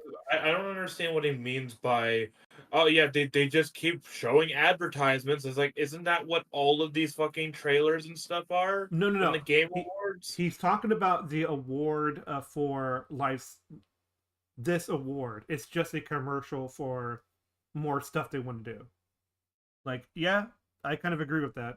It's Well, it's not a bad award to hand out. It's like if your game is like a live service game that have all these updates and stuff like that, that it's not bad to go like, here's an award for the game that does it the best. I don't think that should be an award. I think it's Alright. something that like it's just something that like they just do anyway. So it's like, yeah, we're gonna do an award for it, and I'm like, all right. It's just really to put people. It's to put money in your pocket twice. So. Other nominees, Helldivers 2 is the only one of these that actually came out this year. And look, man, you know I want to say it. I love my lowbrow, edgy humor, but seriously, did he fucking bring his special needs girlfriend to the stage? What? Oh, that's low. That That's yeah. pretty low. It's man, this is something you should not be saying on your video. Like, oof, that's a bad look. Yeah. What the fuck is this? And for our next game reveal, we have the creators of Overcooked's next game. And you just knew there had to be some fucking DEI character designs in one of these trailers. What is with this CalArts baby shit? This is cringe as hell. Then the next reveal is for a game that probably should have been announced more than 5 years ago now. A Game of Thrones video game. This is almost certainly going to be another flop. I don't think anyone gives a flying fuck about this series after that last season. And the show had been going to shit. So Do you not know what what Year of the Dragon? Oh crap! What's that freaking show? House of the Dragon. House of the Dragon. Year of the Dragon. Oh He my gosh. probably called that woke. Oh, also, I'm pretty sure Yep. this is the new. Yeah, this is the new Game of Thrones game. I'm pretty sure that released, and it's already getting shit for its microtransactions or something like that. I think. Yep. I wouldn't be surprised. At this point, really. It's like the end of season 4. This is yet another example of how out of touch Warner Brothers is. They're probably the most clueless game publisher of them all. Well, they're the most out of touch company ever. Like, that's true. Thank you, WB, for botting by video. You're so great. They've made terrible decision after terrible decision over the last several years, and this just seems to be yet another one. That said, and I have to look at the silver lining here, this is one of the only new game reveals with a white male protagonist. Oh my gosh. Didn't this motherfucker say at the beginning of his video that there were less diverse main characters in these trailers? You fucking liar. No, he said like there's maybe less of them, but it's still woke, guys. Still woke. Still woke. It's incredibly sad that that feels like an actual stunning and brave creative decision in this day and age. After another, say it with me, commercial break, 2 of the cast members from the upcoming Last of Us season 2. Yeah. I'm TV gonna be completely honest with everybody here. Mm-hmm. This part was the worst part of the Game Awards. I'll be completely honest on that. Ooh. This part right here where they wanted to advertise Last of Us Part 2, the show, and they ended up they were like, hey, how about we say the jokes from the joke book from the first season. Yeah. And it's cringe. Fucking, oh. Yes, it is like I try not to say this, especially watching this video, but it was fucking cringe. Oh, absolutely, it's cringe. Like, 2 things can be true at once, you know? And I saw that and I'm like, their performances are terrible. It's like, I'm sorry, but your outfits can't save you. So. Come out to, of course, read out the nominees for Best Adaptation. Of course, before that, we're subjected to quite possibly one of the worst torture methods for the ears imagined by man, a female comedy routine. Oh. It's not really a female comedy routine. They were just taking jokes that were, set up in the show. Why would you put it? Not really jokes that are set up, more like just taking the idea from the show of the joke book and saying it live on the Game Awards. It's not even from the show. It's from the game. Like, and the joke book is like a really cute thing to have them bond, like Yeah. and they did that in the show, and so It- they do it here I- live, and it's bad. It has nothing to it's do with them terrible. being female. It's terrible because of their delivery and their idea to do this, but it's not because of a female comedy routine, man. Oh yeah, Jesus. it's not like she's who's that really bad female comedian who was on Netflix a few times? Amy Schumer. Like, it's not an Amy Schumer routine. Yeah. Know that while we both spent a lot of time with Ellie, we heard so many lame puns. Oh God, so many lame puns. That's a lampshade, but we're about to do these lame puns. Yeah. You know, actually, there was one. Did she ever tell you the one about tripping over your girlfriend's bra? No, not this one again. No. Yeah, it was a real booby trap. Oh. Now, I don't think I need to tell you any of the nominees. I'm laughing at their performance, not really with them. It's like This fucking pause screen. like, I can't take this anymore. I can't fucking take this anymore. For best adaptation, you already know it won, and I think you already know how I feel about it. Are you fucking kidding me? By the way, our stance is really unpopular. Okay, Fallout, freaking horrible show. Just watch Muller's video on the Fallout show. Not That's just, all you need. I mean, I've had discussions with people who really love Fallout as a game franchise and how Bethesda screwed it, and then that translated into the show. Yeah, I've had many conversations with people who hated the Fallout show, and for holy good shit. reasons, by the way. They're not just hating it because it wasn't a straight adaptation, or just the fans were unhappy. None of that sort of, like, there are a couple of gotchas with those things where it's like, you just didn't like it as a straight adaptation. The fans are just angry. They'll never like anything because it's not a whatever. It's like, it is the most retarded written thing. Like, those people are mentally challenged in that show, especially the Paladin. I know that Synthetic Man's gonna go on a whole fucking Fallout rant probably. His Fallout video was bad too. Like, he Oh yeah, remember the part where he said that race mixing was propaganda? Race mixing is propaganda. Woo! I know I don't remember that, but that sounds like something he would say. I remember that. I remember all of it. It's freaking. It's like, okay, that's propaganda. I don't know how, but okay. It's what kind of propaganda is that? Hey, you see that woman over there? She's a different colored skin than you. No, even like, though oh my I hate Arcane Season 2, I wish it won just so that he could fucking talk about it. I want to hear his opinion, goddammit. An adaptation that exists solely to shit in the fans' mouths. And of course, normies ate it up. They fucking loved it. Why? No, it's not just normies. It's also Bethesda Fallout fans who loved it. Like, Because they don't know what Fallout's about. These fucking retards still think it's about capitalism when one of the co-creators literally said it's not about fucking capitalism. That's also true. Yeah, that's actually good. You know what? He's not so bad sometimes. This guy. No, he is bad like 98% of the time, but there's like that 2%. Yeah. But if you cared about the West Coast lore or the stories of any of the previous games, let's turn this into a Fallout review instead of the Game Awards. Oh god, I really don't want it. Well, go fuck yourself, because it's getting nuked back to the Stone Age. And someone survived in a freaking fridge. Okay? That's a joke in Fallout.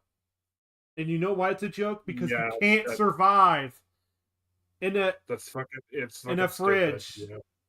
And here's the thing, that's a joke of that's a joke on the Crystal Skull. Like, because you can't survive in a fridge from a nuclear bomb. Oh, how long have we been going? I assume like 3 hours. Yeah, about like 3 hours and 2 minutes, yeah. Hey, you know what? And that's a good thing, because Whatever. even though it's been well over 200 years since the apocalypse, we need to stay in the eternal case. This looks. People thought this looked okay. We're also fine with the most schizo exaggeration. Nope. Just pointing that out. Nope. Why? Because I'm a chud. Okay. At the end of the day. Well, hold on. Whoa. The fact that Zoomers worship this guy as their new Jesus is incredibly that triggered people, including normies, like 10%. Hold more. on. We The need to simple hold on. reaction to me I'm a noticing chud. what pretty much anyone with a brain has over the past 10 years, that the amount of interracial couples in media has skyrocketed, where they're in every single commercial and streaming TV show and movie. Well, yes, I understand what you're saying, but just because you see it doesn't mean you should have it say it's propaganda. It's not propaganda. It's just that it's a quota that they must fill. That's not propaganda. Oh my god. Just pointing that out makes me racist for some reason. It's just an object. No, you're a racist because you point it out all the time. It's clear projection. That's why you're a racist. I want to remind you people that this is the same guy who wanted Atreus to dilute the race of Angrboda. Oh yeah, and not only that, it's like Scandinavia. It's like the gods from a different realms have to be white. Like, all right. Objective fact. But yes, that triggered people, including giant YouTubers who think that it's okay for children to chop their dicks off as long as their parents say it's okay. No. I don't think Charlie would accept that. I think you're lying. No, well, I'm not gonna let. Even if he's right, it's just like, okay. Yeah, it's like, what does this have to do with the Game Awards?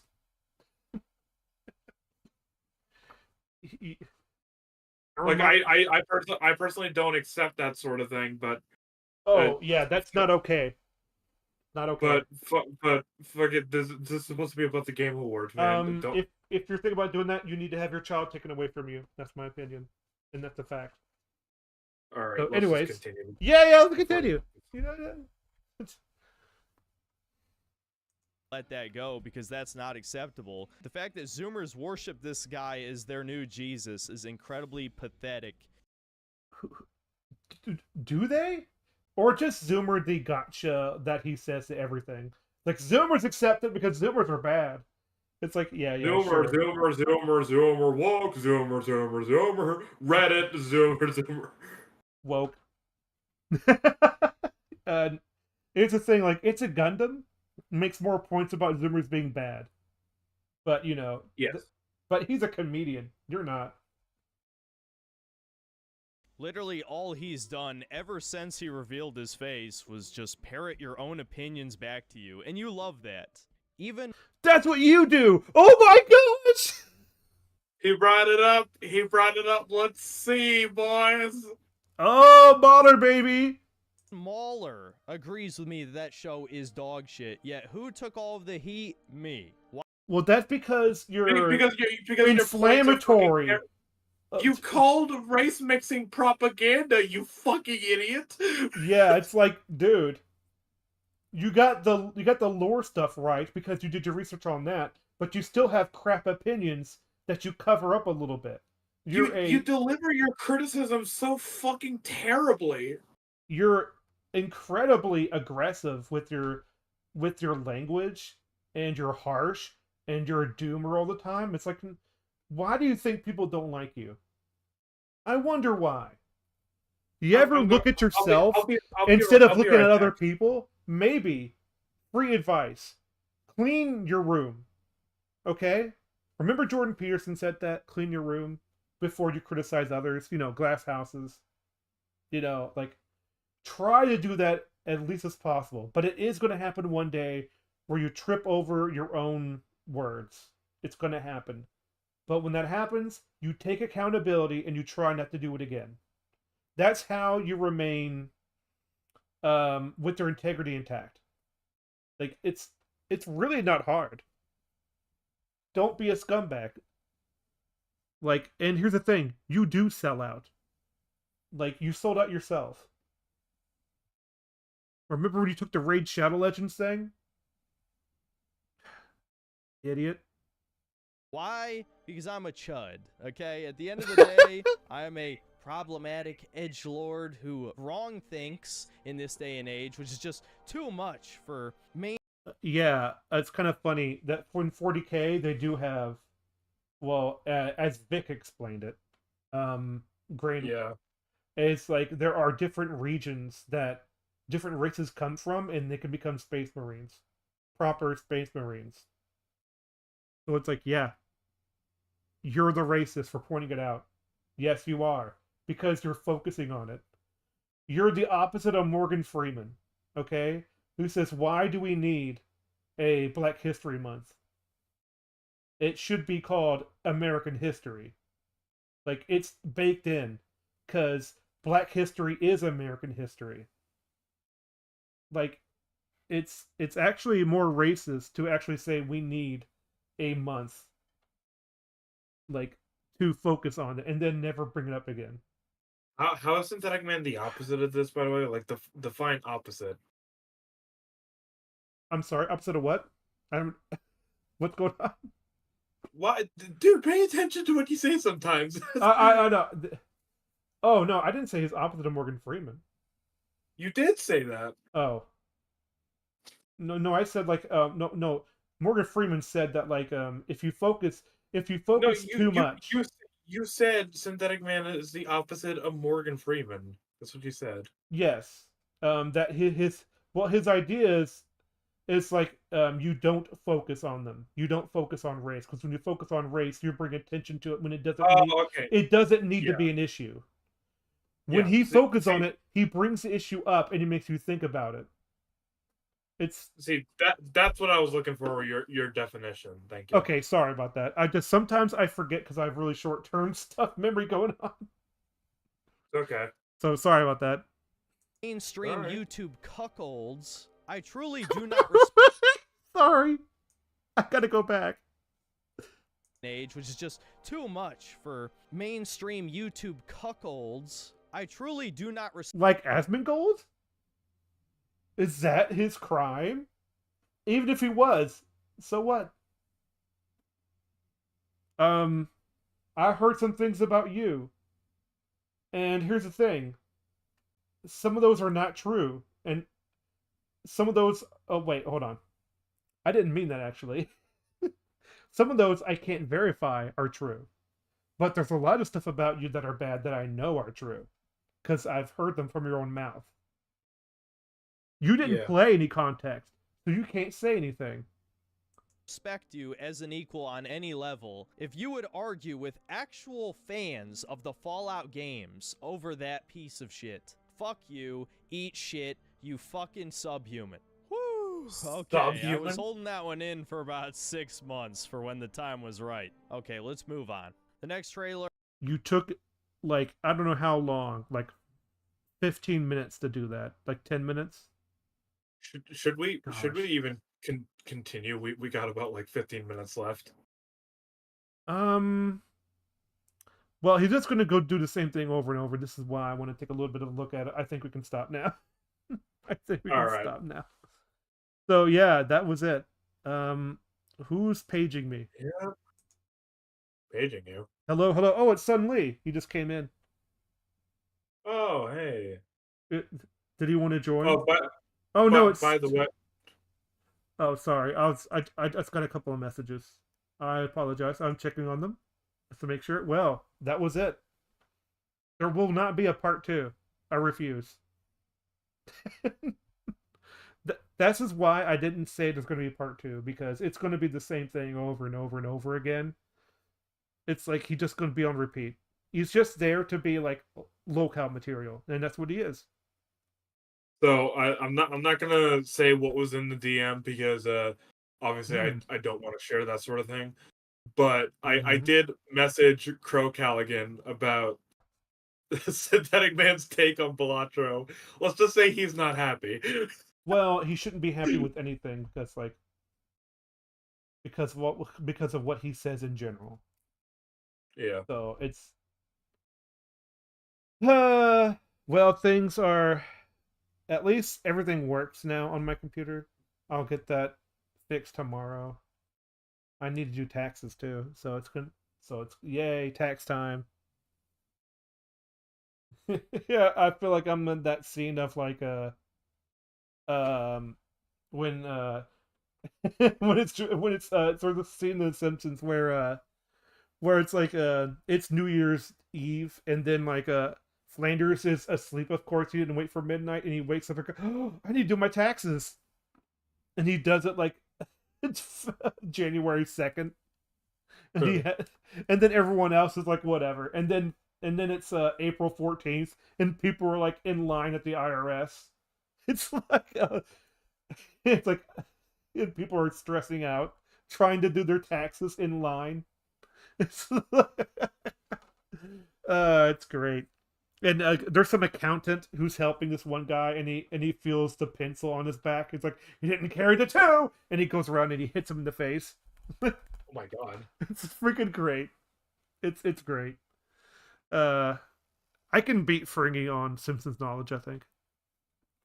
No, you can't. Oh yes, I could. No, you can't. Sometimes I'm like, are you sure you're a Simpson fan?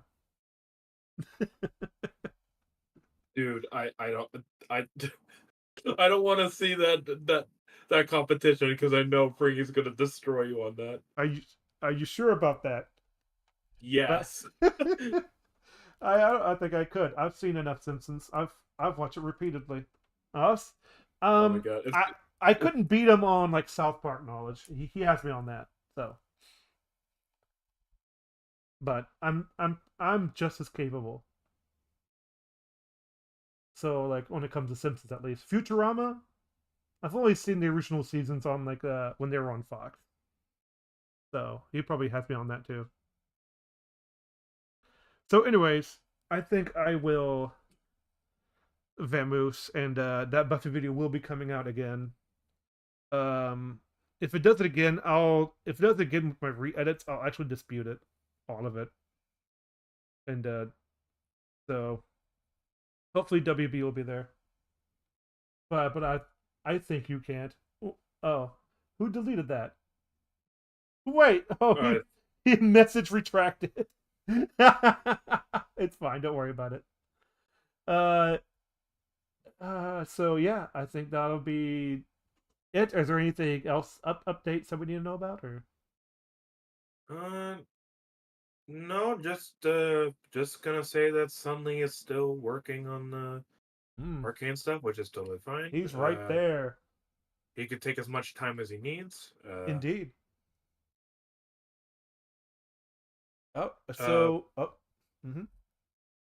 But yeah, I still won't reveal what the next video is going to be until the arcane stuff is finished. So, just be patient, everybody. And once again, thank you, Sunny. Yeah, you're a great guy. Oh yeah, I'll be like the Nutty Professor. Yes, I can. Yeah. Goodness. So yeah, after I do Passion, I'm gonna probably start doing the comic thing, and then I'll be writing the Buffy episode for The Body. One of the most, like, if you don't cry at that episode, you're you don't have a soul. It's one of those episodes that, oh dude, it's one of those, like, even if you have no context, it will bring you to your knees, like, and have this real emotional response. I think it's that powerful of an episode. Like, it's one of the episodes I couldn't watch. I had to force myself to watch it again, like, because it's like, man, it's really, really good, but it's also really, really depressing of how real it is. So anyways, I think that'll be it. Bye-bye. Take care of yourselves out there. Have a good night, everybody, or morning, or day. Shut up. Have a good